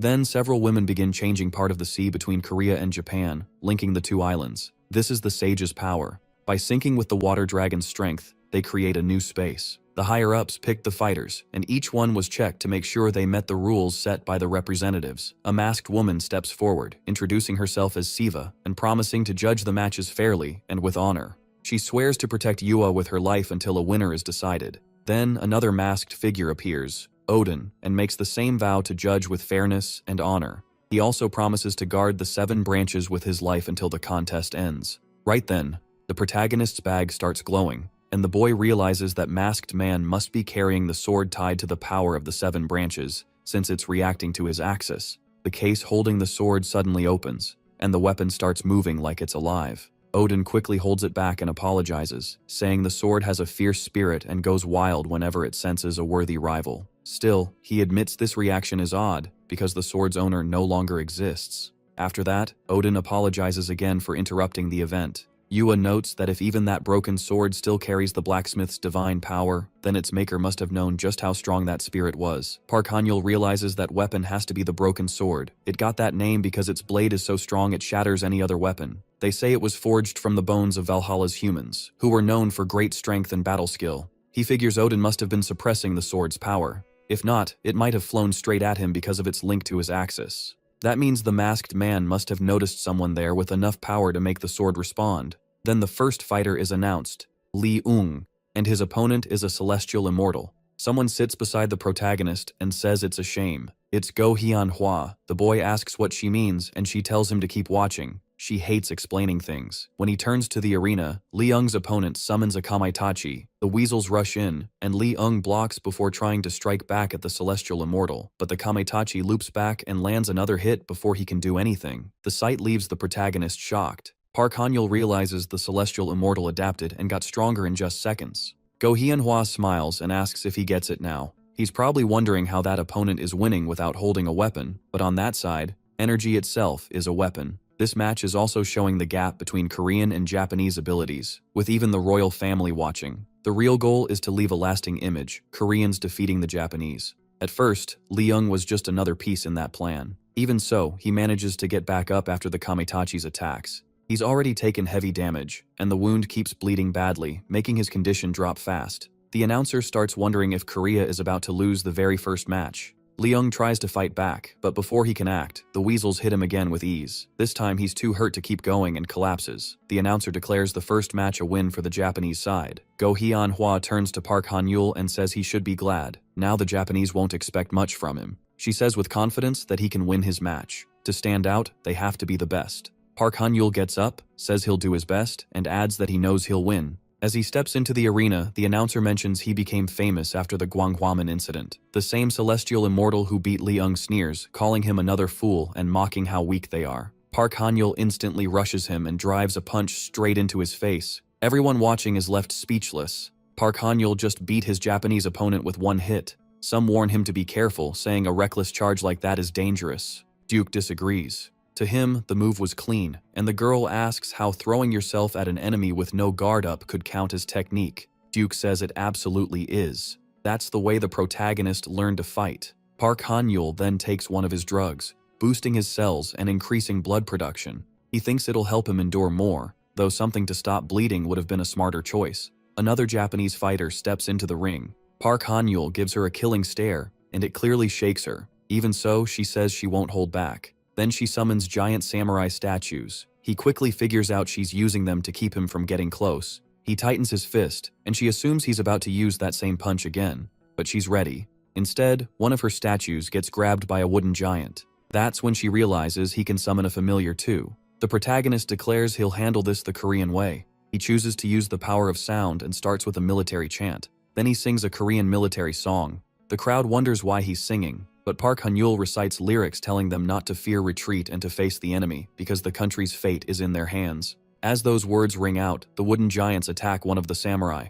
The girl tries to stop it, but the samurai's head is crushed. Park Han-yul smiles. His plan worked. The whole crowd is stunned because Park has now won 2 matches in a row. He thinks that in a fight, he can't show everything he has. If he does, the next opponent will already know his style, and this competition is just a show for the Yua family and the others. Leung got stuck playing the humiliating role of sacrifice, but Park still has no plan to fool around, because he intends to be the star of this show. The announcer says 2 Japanese immortal-level fighters have already been beaten, and now Park will face a pure immortal. The question is whether he can win again. Looking at the man in the arena, people guess he might be a shinobi. Park Han-yul can tell right away that this man's aura is different from a celestial immortal's, so he assumes the announcer is right, a true, pure immortal. The man immediately throws kunai, and Park Han-yul summons wooden dolls to block them. They explode, and the man comes in again, forcing Park Han-yul to barely dodge. Then the kunai explode a second time, blasting him into the air. As the man moves in for another strike, Park Han-yul casts a spell to escape, grumbling that he nearly got sliced in half. That means he'll have to hit back much harder, so he fires a spell at the shinobi. Annoyed, the bear complains that Park Han-yul left him alone with that guy, but the boy just smiles. The bear asks who the shinobi is and why he wants to fight him. Park Han-yul says he'll explain later. After noticing the crest on the man's clothes, he realizes the shinobi belongs to the Suzuki clan, one of the few who wear the pride of the 3-legged crow. So the bear says he'll take his anger out on the shinobi instead, adding that a pure immortal is no match for him. He launches a non-stop barrage at the shinobi, and the man's armor starts to melt. The bear grins. Sure, this will be easy. He goes in for the finishing blow, but Park Han-yul suddenly tells him to stop. A second later, something strange happens. The melted armor starts moving toward the bear. It isn't normal steel at all, it's magic armor made from flexible metal. The bear calls to the protagonist for help, saying he needs cold energy. Park Han-yul seems to get an idea and says he'll send it right away. Watching this, the spirit says the energy feels familiar and seems shocked. Then a giant spirit appears in front of him. Panicked, the bear asks who sent that thing there, begging it to at least say that the protagonist's technique is lighting up the whole area. Soon after, the shinobi shows up in tears, staring hard at Park Han-yul. Park figures that should be enough. Losing is already humiliating, and the man looks exhausted, so he'll probably surrender. But it isn't the shinobi who speaks. A woman beside him steps in. A heavy aura spreads from her as she says this is only a match, a peaceful event made by both sides, so there's no reason to risk the lives of 2 talented fighters over it. Park Han-yul stays quiet and watches. Meanwhile, 2 of his companions observe the scene too.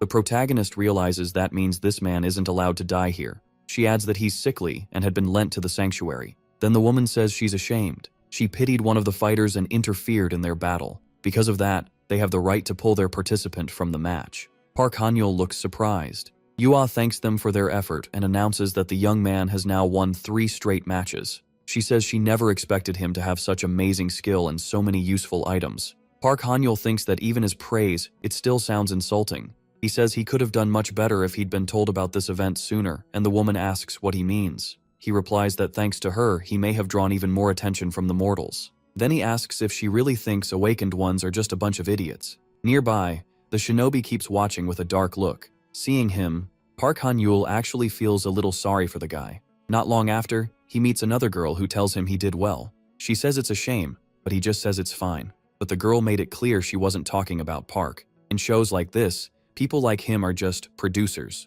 Skilled, sure, but easy to throw away. Park had done all he could, and he could have done even more. Still, it looked better for that boy if Park was the one who stepped back. To Park, it was like benching the best soccer player right before he won the game. After all the drama, he knew the crowd wouldn't like that choice. He admitted he didn't expect her to know about stuff like that. She said it's not seen much now, but people talk about it online all the time. When she asked if it was weird to keep up with trends, Park said yeah, a little, but he still respected her. Just then, the announcer started introducing the next fighters. But before that could continue, the ground began to shake. A massive tsunami rose up. Standing above it, a man demanded to know where the traitors were who had insulted his palace. Park had no idea what he was talking about. Then the other girl explained. They were the sons of the Water Dragon King. The man cut off any excuse. He accused them of using the tournament as cover, saying their real plan was to trade treasures out of the palace's sight. If they handed over the traitors, he'd pass on his father's message. Then he demanded the return of the 7-branch sword axis they were carrying. He added that if they apologized and showed respect, his father might forgive them and even give back the items they brought. But no one around him seemed willing to accept that. So he asked if that was their final answer. With that, he grabbed his weapon and got ready to strike, warning that they'd all be swallowed by the sea and thrown into the 7 seas. Then he released the ocean he had been holding back. Watching it all, Park knew this came out of nowhere, but he also saw a chance to fuse Axis with his sword. A moment later, he spotted the person he needed. If he could recreate the same resonance as before, it might actually work. But then a water dragon wrapped around the whole area. Dragged under, Park realized that if this kept up, he wouldn't make it. He had only one option left, so he drew a magic sword. It worked, and he felt relieved. He broke free from the water, but then he was thrown right back into the sea. Park couldn't believe he'd been dragged under again. He knew he had to escape fast. Then the area lit up. His sword had changed, and Park felt a kind of energy unlike anything he'd ever known. He wondered if this was the golden power of Axis. Maybe being sealed for so long was why the sword held such insane force. It was so strong it was even pushing back his own power. The power was simply too much, and if it kept building, his body wouldn't survive. He had to let it out. But then he froze in shock, realizing a single swing had already damaged space and time. What scared him even more was that the magic seemed to be swallowing him. He started falling into it. Sometime later, Park landed in a place he didn't recognize. He looked around, stunned, wondering where he was. He guessed the sword's huge power had made a new space-time. It was even worse than the garden gates that led to another dimension. He considered striking again to get back, but decided it was smarter to look around first. Then something hit him. Someone unfamiliar was walking toward him. Park stared for a moment, then thought it might be the shinobi from earlier. The guy had been furious enough to follow him here. Soon the boy stepped on Park and said there were more tools in this world than he'd ever imagined. Still, he'd let Park choose which one would be used on him. Park replied that he didn't speak Japanese. The boy told him to pick for himself then. Right after that, a plant appeared beside Park. As Park pulled it up, the shinobi mocked him as a weak coward. He said Park only sent spirits to fight for him and asked if earth magic was really all he had. Even so, the shinobi was dead set on making Park eat those words. Park just asked what he was even talking about. Then the plant changed into something else. The shinobi suddenly started hallucinating and dropped to the ground. Park told him he shouldn't grab whatever he sees. But then blood poured from the shinobi's mouth, and he collapsed to the ground. Park said he'd killed the shinobi, and that was the end of it. Then someone else appeared and called him an idiot. A new figure showed up, calling Park an idiot. It was the bear in human form, complaining that every time he appeared, Park was already a mess. The bear said it was fine. Park just needed an elixir like always. But Park looked at his face and asked for the truth. The spirit admitted the hit had badly damaged one of his kidneys. Park could already feel his energy leaking away, and if it kept going, he'd lose not just his power, but his life too. The spirit reminded him again that he didn't have to carry everything alone. The bear said Diek had helped him before, so he should survive. Park's core held the power of a supreme immortal. and Dayek's gift was still inside him from before the transformation. He also said Park carried the dragon's blessing, a rare power that could even wound divine and heavenly beings. Then he asked if someone who hadn't even lived 100 years already wanted to die. He joked that getting eaten by a bear would be better than dying there like a dropped sack. The bear doubted Dayek would want Park to go out in such an embarrassing way. Soon after, Park apologized, and then he started fading away. Meanwhile, Yua ordered one of her servants to leave. She was already thinking that, sooner or later, she'd kill them all. To her, those people understood nothing. They had to be savages because the East Sea belonged to her. Yua said she'd even shown kindness by getting rid of that man, and now they were pointing their blades at her. Remembering what he said, she doubted the Dragon King would ruin his heavenly war with such a stupid lie. She wondered where that old serpent had heard something like that. He was trying to make a hero in the middle of that celestial war. Even if her plan to be worshipped by humans had failed, it still wasn't a total loss. So for now, they just had to wait. Soon enough, all the heads of the bastard sea would be brought to her. Later, Park woke up and wondered how long he'd been out. When he checked his energy flow, he figured his lower core would recover soon.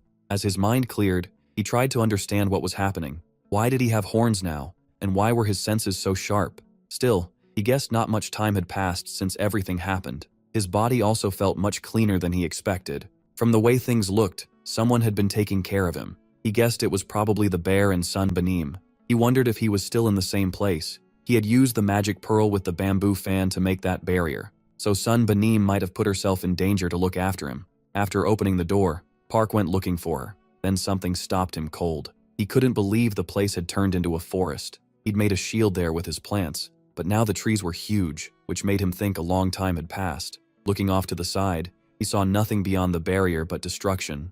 He guessed those marks came from a battle involving that girl. Now he just wondered where she was. Then he heard a sound. He hurried toward it, only to stop in surprise. There was a house there, and nearby a blue creature was sneaking around. Park quickly realized it was his spirit. It had grown a lot. Park asked why his own spirit seemed scared of him, then guessed it was probably the horns. A second later, the spirit lunged at him. Park dodged with ease and told it not to bite its owner. That's when the creature seemed to recognize him as its master and stopped fighting at once. Park said it was actually pretty cute. Even after eating the magic pearl, its energy hadn't changed much, probably because it was using that power to heal its inner core. Then Park noticed something else. His clothes were lying nearby.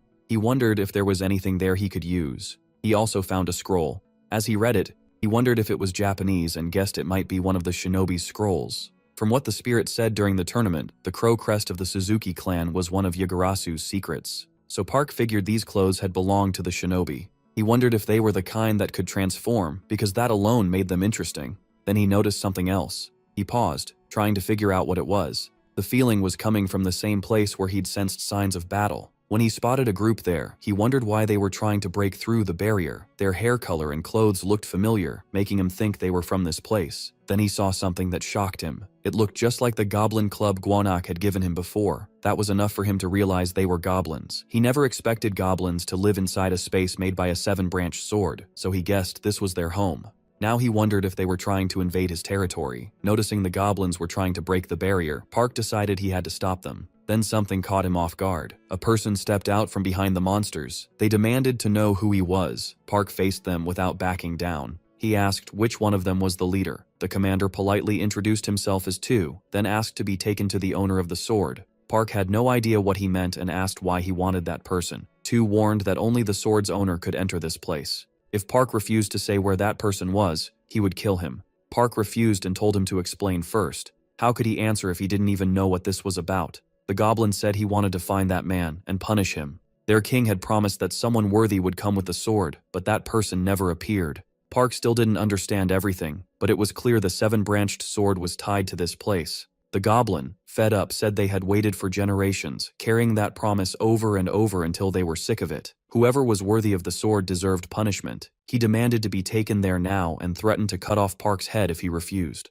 Park stayed quiet and read the situation. Then he asked if they had seen a red bear nearby. The goblin said he had ordered it to undo the barrier, but it disobeyed, so they locked it up in one of their facilities. Hearing that made Park furious, but he kept himself under control. At least now he knew where the bear was. He told them he was the sword's owner, but the goblin laughed and called him a liar, saying if Park wanted a beating, he should just ask. Park was stunned by that answer. The goblin kept mocking him, saying he was too small and looked like he'd never fought in his life. Embarrassed, Park muttered that they were idiots. The goblin then told him to leave if he wasn't going to open the barrier. They'd spare him as long as he stayed out of the way. That only made Park angrier as he grabbed his magic weapon and said they were looking down on him. Getting ready to strike, he told his spirit to spit at them. The goblins were caught off guard, then panicked and ran. In the middle of the chaos, Park warned that he'd make them spit out even more red beans. They begged him not to, and Park realized these creatures really hated red beans. He asked if their leader was strong. They said yes, she was unmatched with a staff. Park wasn't convinced that skill with a staff alone meant real strength, so he pressed for more. And the goblin added that she also had a golden treasure. Right then, a voice cut in and said he didn't need to know anymore. A scarlet-haired figure appeared above them. She called the goblins fools for trusting a stranger, and Park guessed she was their leader. She scolded her subordinates for dragging her there and said their stupidity would get them locked up for 10 years. Then she trapped them inside a divine item. Park guessed that was the treasure they mentioned, and if she led them, she was probably dangerous. So he decided to start with red beans. He attacked first, but she dodged with ease. She praised the move, saying it might work on her underlings, just not on her. Then she called her spirits out of the artifact. Park was surprised by how strong she was and knew he had to be careful. He readied another technique and sent his spirit after her.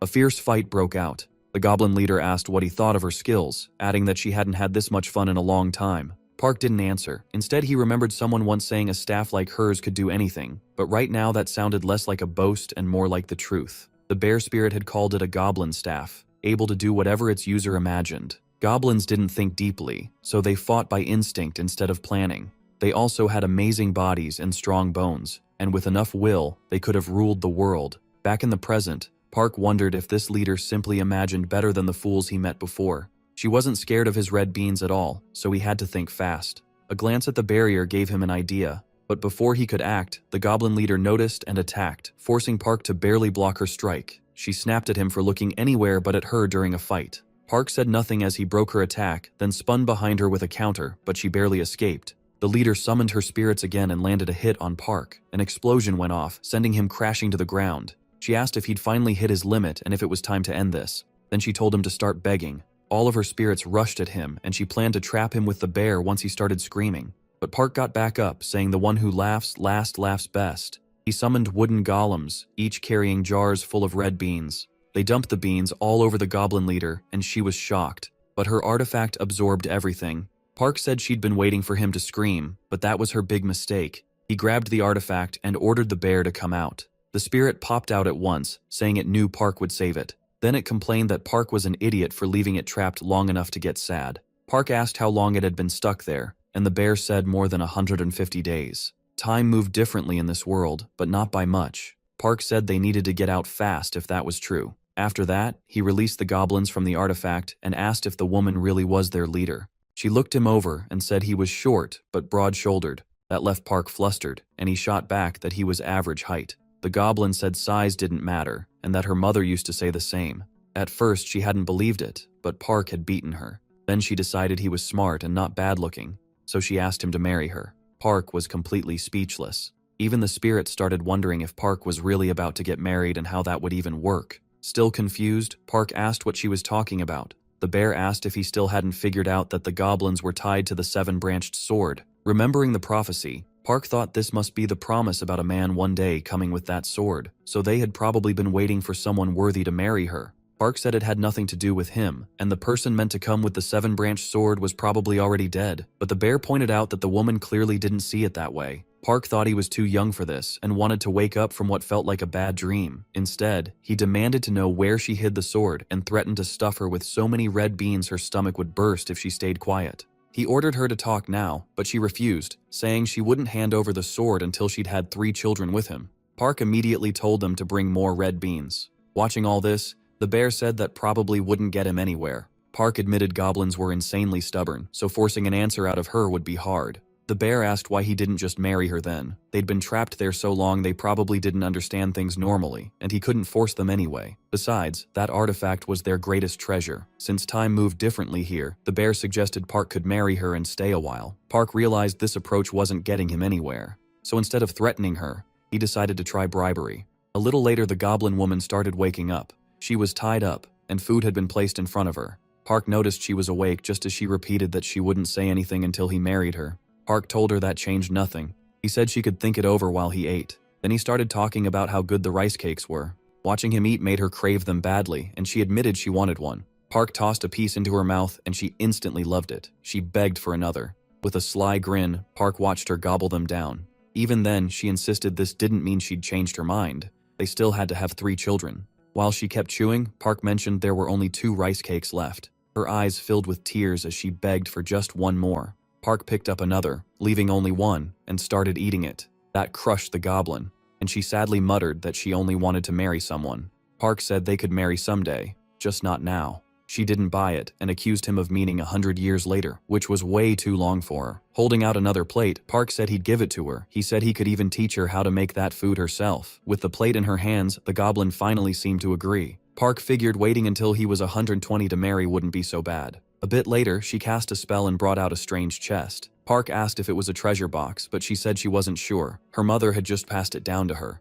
Then she looked around for something, found it, and handed it to Park, telling him to take it. She said it was a sign of their engagement. Park asked what it was, and she told him they were seeds. That only made him more confused. What was he supposed to do with seeds? Then his expression changed in surprise. These days, hardly anyone cared about the old stories of the Decobes. Most people just wanted to stand out. So if they got their hands on something like this, goblins, though, are honest about wanting to keep what they like. They trade skills and items pretty freely, but if someone has a rare talent, they won't give it up easily. That's why dealing with them can get messy fast. So the easiest way to negotiate with goblins is to offer something they're good at or really want. Taking the seed, the bear said it had to be valuable somehow. He told Park to ask the goblin about it. Park wondered if he was really allowed to keep something that precious. He called out to the goblin, and she sweetly answered him as love. Park asked where the seeds came from. She said her grandmother brought them from her old world before coming here. She went on to say the seed originally belonged to one of the ministers she mentioned before.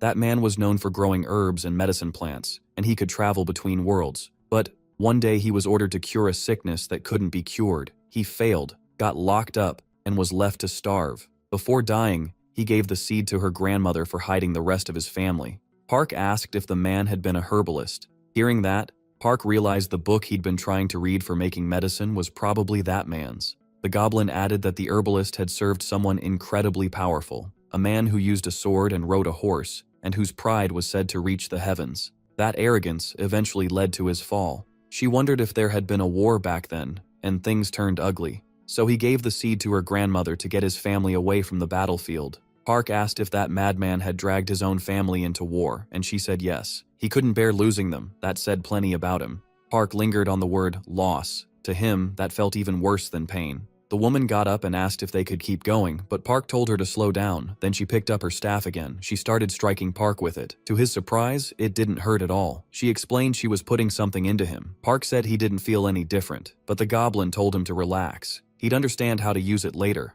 Looking at the chest, Park thought the only thing left now was the 7-branched sword. When he opened the box, the sacred sword was inside. The bear said a sword that powerful should hold a huge amount of energy, but this one felt different. Since its main nature was wood, Park had no reason to hesitate. Park answered that wood's opposite was earth. Even so, the bear warned him not to stop no matter what happened. Seeing the energy rising, the bear told him to do it anyway. Park grabbed the sword, and a huge beam of light swallowed him. He struggled to control it. The bear shouted for him not to let go, no matter what. Annoyed, Park snapped back, asking if the bear thought he couldn't handle the sword's power. The bear was stunned. He said he'd never seen Park like this before, especially with that much energy pouring out of him. Then, the sword suddenly settled down. The bear called it amazing. It felt like an elite general's spirit was guiding the blade with Park, and that proved just how incredible the 7-branched sword really was. Park thought he'd moved on pure instinct when he grabbed it, like he'd used the sword for years. He guessed that was the talent she had given him. Then he asked the goblin if she wanted to marry him right then. After that, the story cuts back to the city in Park's world. The cheerful spirit said the whole thing had been really fun. Park, meanwhile, thought it had been a long time since he'd been back in Korea. He had wanted to call his spirit earlier, but after using too much power fighting the goblin leader, he couldn't make it to Bear Mountain and had to stop at the nearest city instead. He'd thought the goblin would come with him, but she was still way too reckless. It had already been 7 months since his competition, and people were still talking about it. On top of that, the Dragon King of the East Sea still hadn't come back. Civilians and reporters started attacking the East Sea's invasion and also slammed Korea's 3 princesses for staying silent. A month later, the Dragon King finally showed up and apologized, saying it was all a mistake caused by bad information. Even then, people still couldn't forgive either side. The bear asked what happened with the dragons of the West and South Seas. Park said he didn't want to get dragged into that. They might not have supported the East Sea at all. The spirit said it was obvious. They just wanted to stir things up. The dragons didn't get along well, though they had once joined forces during a war between humans and mortals.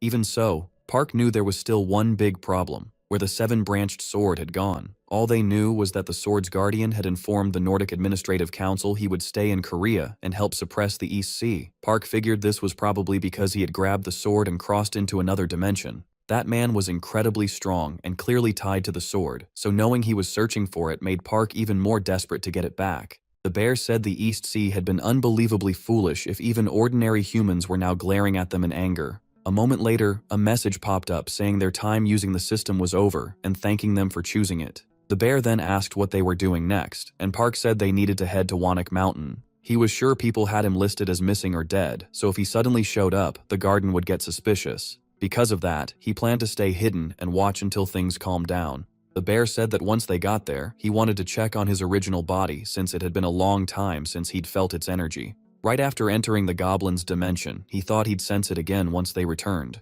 but he felt nothing, and that was starting to worry him. Startled, Park asked if the bear really hadn't felt his body's energy for 7 months. If so, that was serious, and they needed to leave right away, so they headed for the mountain immediately. Sometime later, they reached the area and were shocked by what they found. The tree had grown ridiculously large, and it was covered in beehives. Park asked how those bees had gotten through the barrier. The bear said it wasn't a big deal. Once in a while, an insect could slip through. Then Park noticed something in the branches and asked what it was. The bear could hardly believe it, because another bear was resting underneath. Stunned, he said his original body was acting very strangely, and he had no idea what was going on.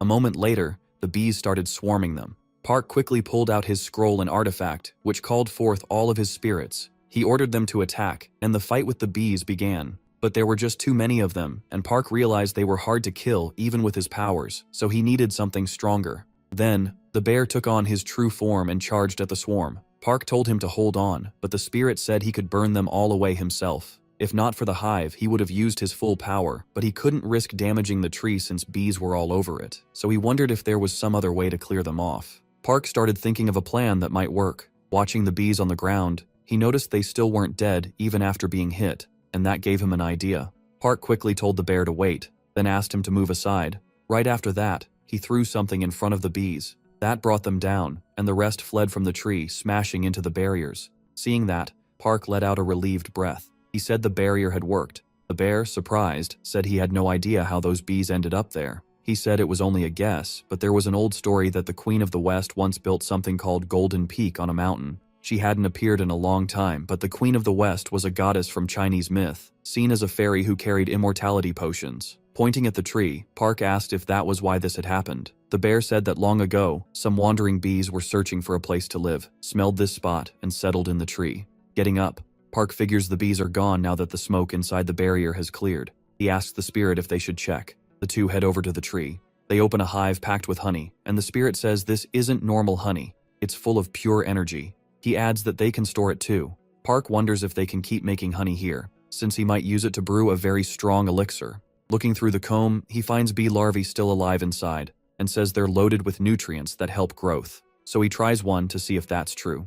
Right away, the system says he consumed a drug called royal jelly, which boosts his growth. Park makes a face, saying he expected it to taste sweeter if it had honey in it. The bear stares at him and asks why his head is glowing. Seeing the horns, he guesses Park might be a dragon's son. Shaken, he asks what's going on, and Park says it's probably from the draconic power he absorbed. The bear says that still doesn't explain why he's starting to look like a dragon by birth. Park can only say weird things keep happening lately, and the bear already saw the mark on him before. The spirit looks at the scar, calls it strange, and asks if he's alright. Park asks if he knows what it means, but the bear admits he has no idea. He explains that dragons are born with water power from nature and train with it for thousands of years, which is why they're such legendary beings. Humans are different. They can handle more kinds of natural elements. So if someone were both human and draconic, they could become something almost impossible to measure. That means Park might turn into a creature the world has never seen. The bear says carrying that much power must be rough, but Park answers that he hasn't fully awakened yet, which makes it even harder to control. The bear says his horns grew because his core took in that power. If he absorbs more, he could become a full dragon, but since he's still human, there may be side effects. He adds that if Park really turns into a dragon, he may have to live in water. That makes Park seriously think about becoming one. If his horns are growing, then maybe he really can absorb water power.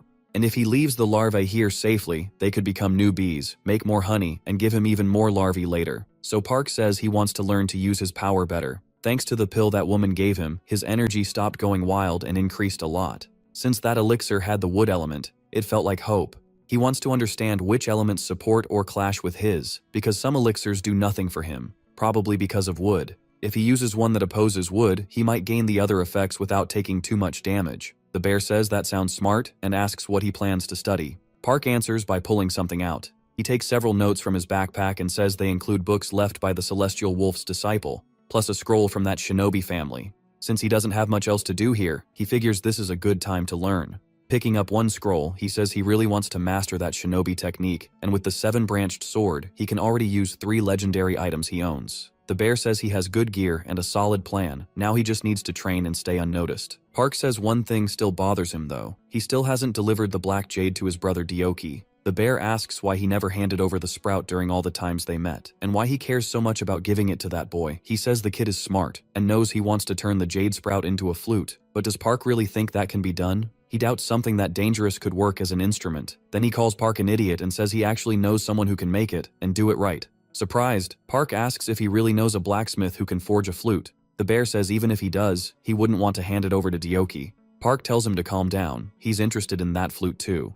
The bear asks if he means that, and Park says yes. He'll give it to Dioki's brother. To him, using it himself or delivering it wouldn't change much anyway. The bear accepts and says they'll leave right away. The smith he wants to introduce is called the God of Fire. Long ago, he settled a debt involving his nephew and sister. That's why they're heading to Mount Kua. When Park asks where it is, the bear says it's in North Korea. Park is stunned, then asks if the bear is North Korean and if the boy really has a sister. The bear says Park has it wrong. The mountain named after his sister isn't that other mountain, and he isn't that place's spirit. Still, his nephew is called Dangan, and according to the woman, 3 great powers rule the whole North Korean peninsula. It seems the bear's sister is in Azadal on Mount Kua. After some time, Park and the bear reach their destination. Park can hardly believe it. They're really in North Korea. The bear says this is one of the strongest places in the country. Park asks why he can't see anything. Back in human form, the bear tells him to stay close. Park says it still feels far away, but the spirit tells him they're already there. Then Park notices something and freezes. 2 giant statues stand before him. They speak, asking who they are, because Azadal doesn't allow uninvited guests. The spirit tells Park to say the red bear from Mount Guanak has come to visit. The statue tells them to wait, and the bear adds that he brought a snack. Park is impressed. The guards got tense as soon as they heard who he was, and now the bear really does seem like someone important. Even so, Park still can't sense the place itself. Then he suddenly stumbles, saying he feels dizzy, shocked by what appears next. A huge city is right in front of him. Park realizes the village was hidden with magic and wonders how so many people live here. The bear says not everyone inside is kind like him, so before hiding Azadal from the human world, they chose who was worthy to stay. There's one rule. Even life and death belong to his nephew, who decides who gets to live there. Park thinks that sounds a lot like the so-called Great Leader of the Northern Paradise. A group approaches and says the leader wants to see the spirit. The bear quickly asks which leader. The man says the Great Mother is waiting at the main house, then asks about Park. The spirit calls him a trusted subordinate. Satisfied with that answer, the man tells them to follow.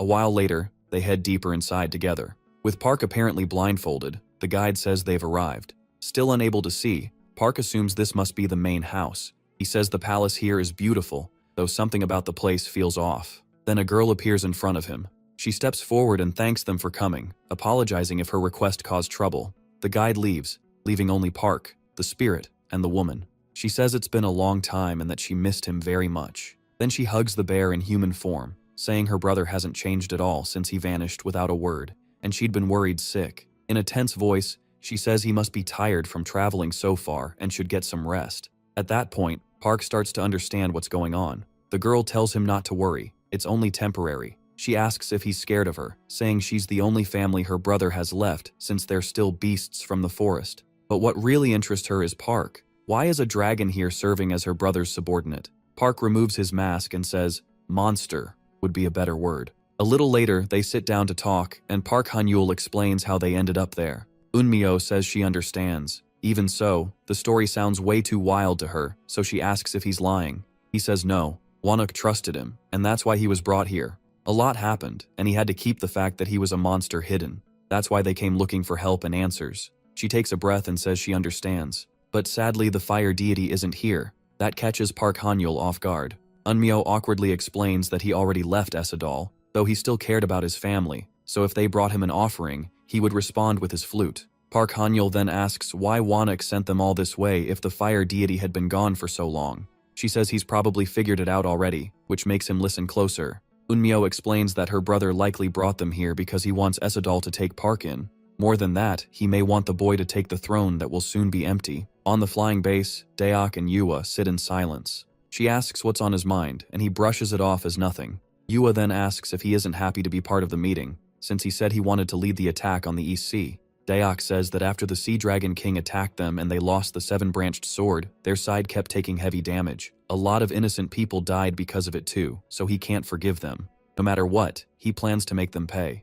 Yua warns him not to get reckless. The sea creatures are enemies now, and they have to wipe them out completely. If he talks like that again, she'll strip him of command. Daok chooses to follow her orders. Yua thinks about how everyone agreed on the subjugation. Once the East Sea falls, a new dragon must take the empty throne.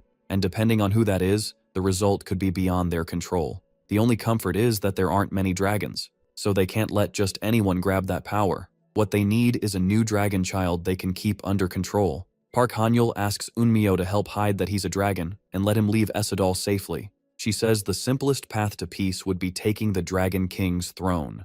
He answers that even then, they'd still treat him like a dog, and what he hates most is living as someone else's puppet. Lowering his head, he asks her for advice on what to do next. He says he's never really had people he could trust, and Eunmyo admits that makes her feel sorry for both him and her brother. Park Han-yul looks up and asks what she means. She says she won't let her brother leave again. Back when he first left Essadal, she tried everything to stop him because even if he chose to protect Mount Wonuk, it was sad watching him throw everything away and become so miserable. Park Han-yul says he could give up his freedom to pay that price, but she rejects that idea.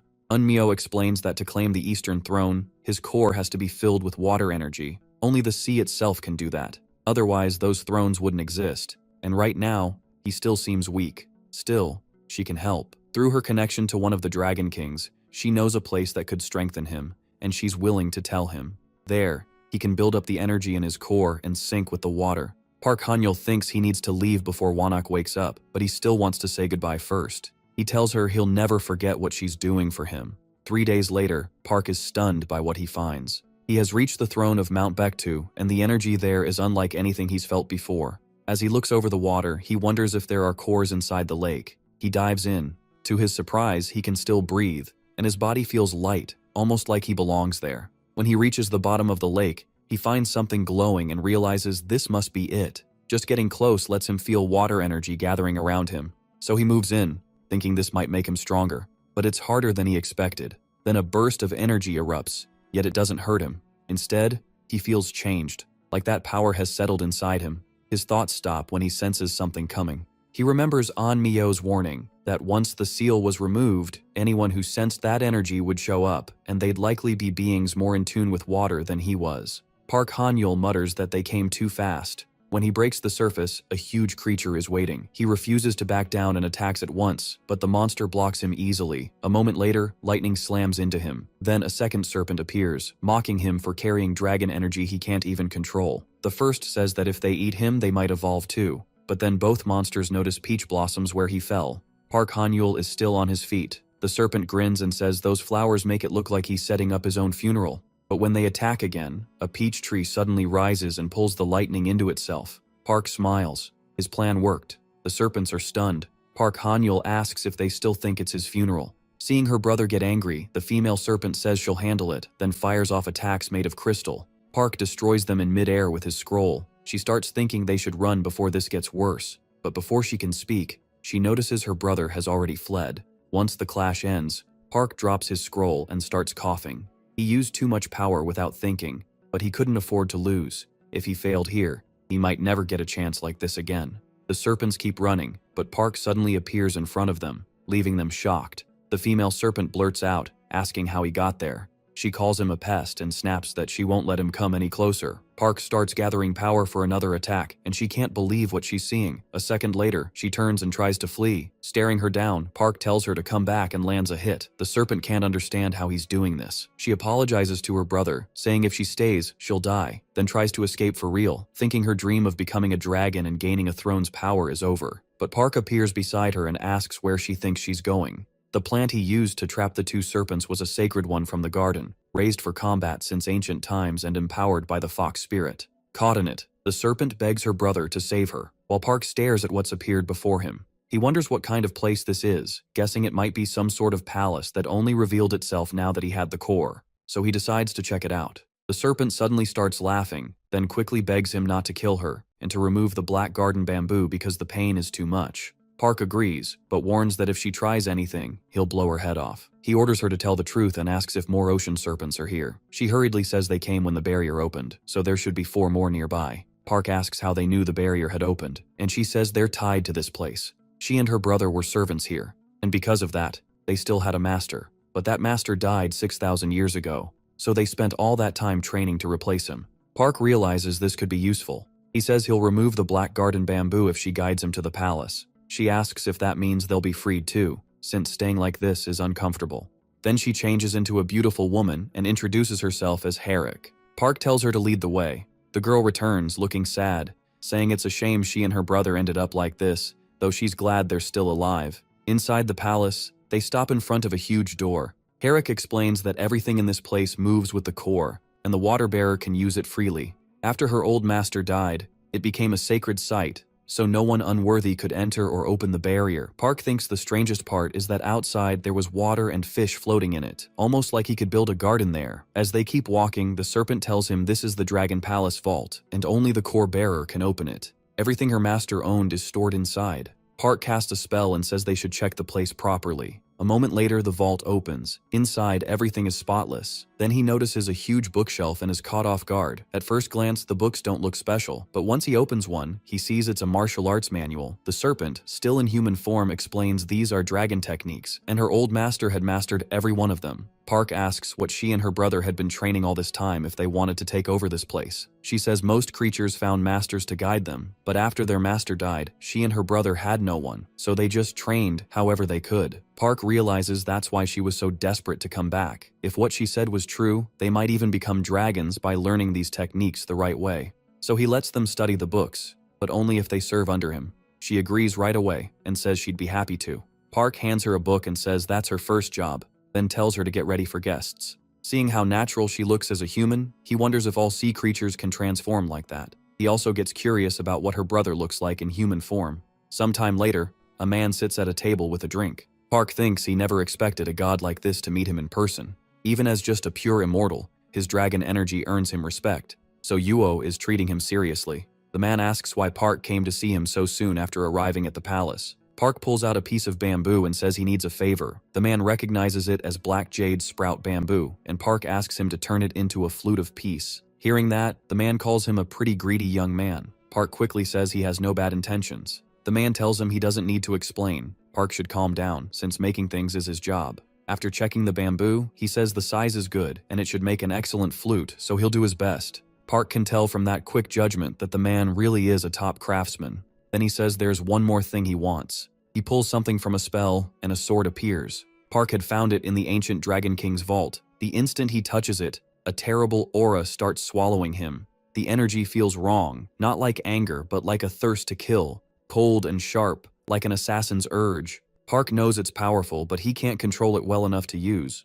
Looking at the blade, the man says there's definitely something strange about it. He reaches for the sword. Park quickly tells him to stop. He warns that this weapon isn't like an ordinary sword. Even so, the man picks it up without trouble. Park is stunned, since he himself could barely keep it under control. He figures that's the skill of the world's greatest craftsman, the fire deity. The man explains the sword carries a dark force made by the northern dwarves. It's incredibly strong, but that same power can ruin its user. Still, he says it can be managed with a new scabbard. If the sheath can restrain it, the sword's energy will stay sealed until it's drawn. But there's a catch. Even if Park uses it, the blade won't rest until it draws his blood. Park says he'll remember that. The man then tells him he'll return after making both the flute and the scabbard. Afterward, Park looks through what he found and is amazed there were so many valuable things here. He still has a lot to learn, especially with the bear gone, and more knowledge never hurts. Just then, the serpent woman calls for him and says a guest has arrived. Later, an older man asks if Park is the palace's new king and introduces himself as Taebak of the immortal sacred temple. That temple came from an old story about a man on a mountain between the 8 provinces of Jojeon, a man said to honor the nation's gods and perform rituals for them. But the real story was different. There were actually 8 mountains, each ruled by a powerful immortal. Because of that, the palace ordered the mountain to return to sacred use as a temple for the gods. Years later, that holy place was shut down, but now that Heaven's Gate has opened again, the Korean government has allowed the immortals to use the land once more, and the man standing before Park is the one in charge there, the current master of that mountain. Park greets him politely and says he should have visited first, but Taebak brushes it off, saying he was just passing through and decided to stop by. He adds that he brought a disciple with him. The girl introduces herself as Shin, Taebak's youngest disciple, and says it's nice to meet him. Park is surprised when he sees her. He tells them to come inside and sit. A little later, the 3 head further in. As they walk, Park thinks the girl has changed a lot.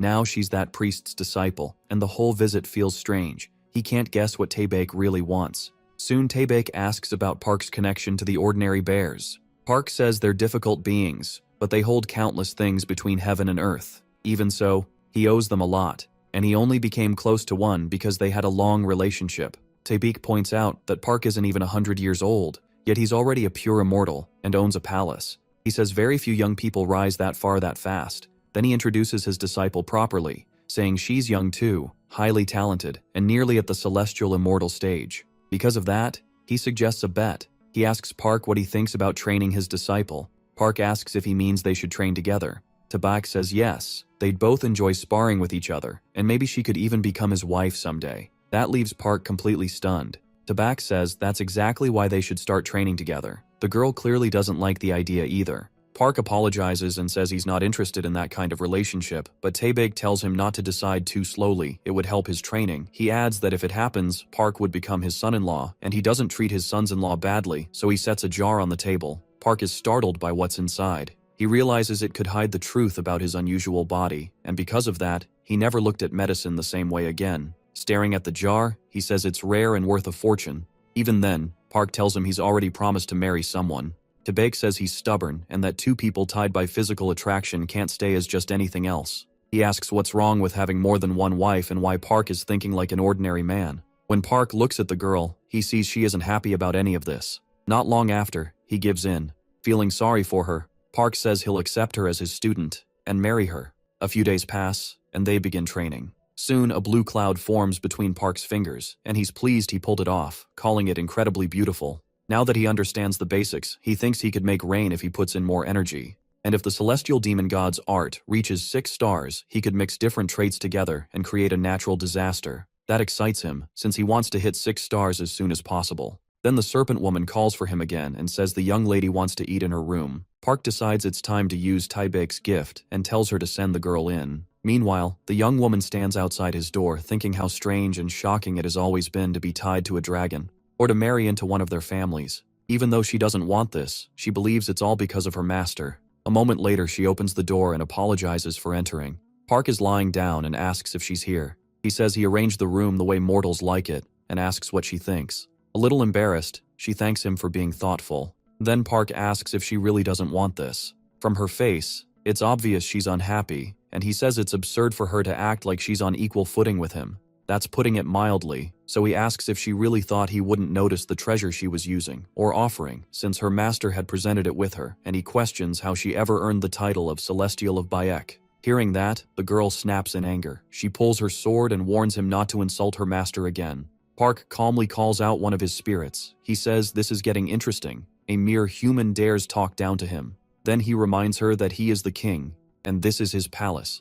No matter how she comes at him, a celestial immortal can't do a thing here. The girl falls silent. A moment later, Park tells her to come with him. He has a better way to settle this. He takes out something and tells her to eat it. Looking at it, she wonders what he gave her. As she accepts it, she guesses it might be a life pill meant to protect the 8 treasures. It seems basic at first, and she doesn't think she needs it right now. Still, since Park is clearly skilled at making medicine, this one might be different. So she tries it, figuring there's no harm in tasting it once. The effect shocks her. The pill is made so well it has no smell or taste, nothing like her master's medicines. On top of that, her old internal wounds vanish, and her power starts rising. Stunned, she asks what technique he used. Park says it's simple, top ingredients and great skill. His methods are special, so she should be glad, and that makes her master someone he can't ignore. He also makes it clear he has no plan to use the art of unlocking the scepter on her. Instead, he asks what she thinks about pretending to be husband and wife. She asks if he really believes her master wouldn't learn the truth, and Park counters by asking whether her master wouldn't want the medicine he can make.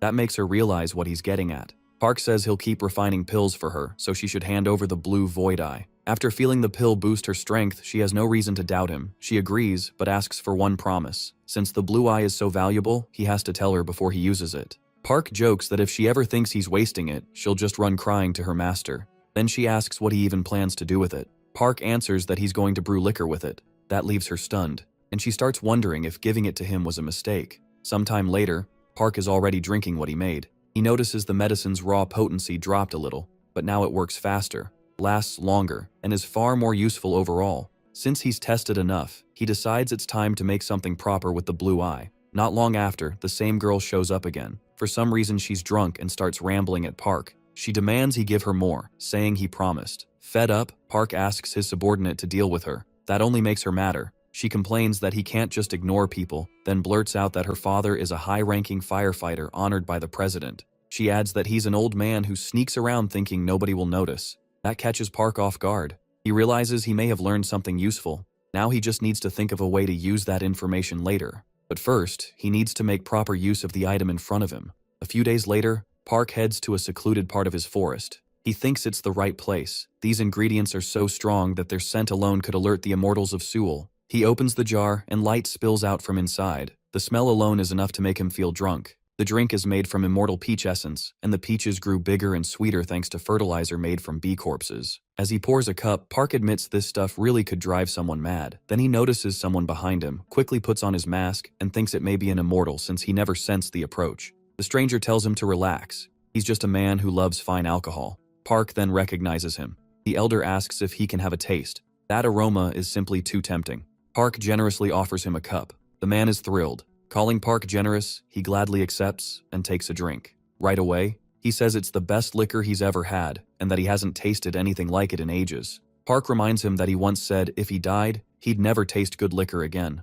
He also notes that the junior the man introduced to him still hasn't shown up. This elder used to wander the world, but after falling for palace liquor, he settled in the northern mountain territory. He's one of the 8 Chinese immortals, a dragon slayer who crushed evil with the celestial evasion sword. His name is Dong Bai. Park says that means he should greet the new ruler of heaven and earth, the immortal sword. But Dong Bai says his old agreement with that young man is over, so now he'll treat Park as a brother, and asks if he knows that. Park asks if calling a dragon king his brother doesn't break any rules. Dong Bai admits it's awkward, but says he didn't know at first that Park was the new dragon king. Park says a man like him should know how precious this liquor is. Its aroma alone feels like the work of a genius, or maybe a verdict from heaven. The elder quickly tells him to stop. He's embarrassed enough already, and he can't stand hearing any more of that. Park thinks that even if their deal started for farming, he still has to choose whether to be strict or fair about it. He then says his seniors might scold him if they heard Dong Bai using such a high title for him, so they should take the liquor and head together to his ancestral sanctuary. Dong Bai says that sounds perfect. He thanks Park for saving his life and says if Park ever needs help, he only has to ask. Park immediately asks for a favor.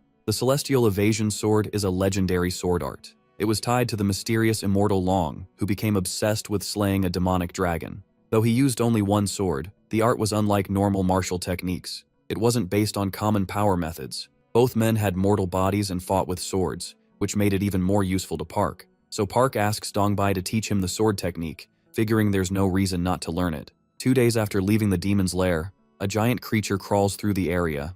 Inside a house, a boy tells his brother everything will be okay and time will heal things. Then the creature appears, and the boy rushes toward it. Tears in his eyes, he clings tightly to his brother. Just then, Park arrives and says this place has some good fertilizer. He attacks at once and easily knocks the creature down. The boy is stunned that he's still alive. Park says he just gained more fertilizer, then notices the 2 children there. Once he understands, he realizes they were being used as sacrifices. That makes him furious. The creature gets back up and charges, shouting that it will kill him first. An explosion follows, and within seconds the monster is beaten again. The boy had thought nobody would save them and they were doomed, but then he freezes in shock. Park is standing over the creature, and the monster can't believe he's alive after being swallowed. Park readies another strike and carves into the beast again, saying this won't happen twice. Then he smiles, activates his special skill, vanishes, and appears above the creature in an instant. He unleashes another barrage of slashes and seems to finish it for good. Even so, Park is still frustrated because the celestial evasion technique is hard for him. He never expected his senior to train him by throwing him off a cliff, but it worked out, and with monsters gathered in this place, it became the perfect training ground. Soon after, one of the boys comes up and thanks him. Park asks if the two of them are from the immortal world. The boy says yes, though he himself inherited no powers, only his family line's shamanic language remained. Then voices nearby ask who's there, and Park's spirit attacks them at once. Park stands beside the spirit, watching coldly. He remembers what the boy told him. Their mother was a shaman, and after the monsters appeared, the city started offering people like them as sacrifices. After the boy's uncle was eaten, his mother tried to act by making iron, but the soldiers found out and stormed in. They brutally killed her. Angry, Park thinks she was only trying to protect the village. He puts a hand on the boy's shoulder and tells him not to cry. He'll avenge his family. Back in the present, the boy fights beside Park's spirit, smashing into the building again and again, and Park notes that the spirit has been acting more loyal lately. Maybe they finally understood the gap between them now that Park had become a dragon. The spirit also got along with the bear way better than Park expected. A moment later, the spirit comes back, carrying a man in its mouth. Park says he first thought the guy was a fairy or some kind of immortal, but he was really just a monster using a human body, and on top of that, they were all idiots. Furious, the wolf demands to know who Park is and why he came to stir up trouble in the spirit faction's territory. Park answers that he came to make them pay for the innocent people they killed. The man shoots back that the shaman must have told him, if she made that thing for their lord, then nothing could have changed. Park pauses, wondering if they really had a lord. These creatures were copying humans, building ranks of their own, and even using a human official to control the government, the public, and those children like sacrifice offerings. The man keeps talking, saying Park clearly came there to cause trouble. He mocks him, saying his message had already reached headquarters, and Park would be ripped apart for this. Park just glares at him and orders him to lead the way. He wants to see their strength for himself. The man hesitates and asks if Park is that eager to die. Sometime later, Park and his spirit fly toward the place he was told about. Driven out and pressured by the immortals, lost supernatural beings from China and South Korea had gathered in the empty land of North Korea and formed the Spirit faction, now ruled by Mr. Tenga, the white tiger who had slept for over 1,000 years. He had reached the level of an 8th-class divine being. High in the air, Park spots a fight below, where bodies are being eaten by beasts. He realizes they aren't just pretending to be human, they're openly eating people too. Disgusted, he prepares a spell and calls them filthy. Then he sends a spinning tornado straight at them. The creature can only stare in shock, and right after that, Park tells them to let the wolf go. The wolf panics and begs not to be thrown. Park ignores him and hurls him right into the tornado. He watches coldly until an explosion suddenly erupts. Amid the chaos, a man asks what is going on. He says a powerful being must be behind the attack, while Park is surprised the wolf escaped the tornado so easily. The wolf keeps talking, stunned because he thought Park was just some nobody who dared speak to him so casually. Then he orders his followers to attack, but a bolt of lightning instantly drops one of them, and when he turns around, the rest of his men are already defeated. Seconds later, 2 serpents appear in front of the wolf. Park says they must be hungry, so they can use their strength tonight. He tells them not to keep him waiting and to end it fast. That's where this part ends. If you don't want to miss the next one, turn on notifications and I'll see you next time.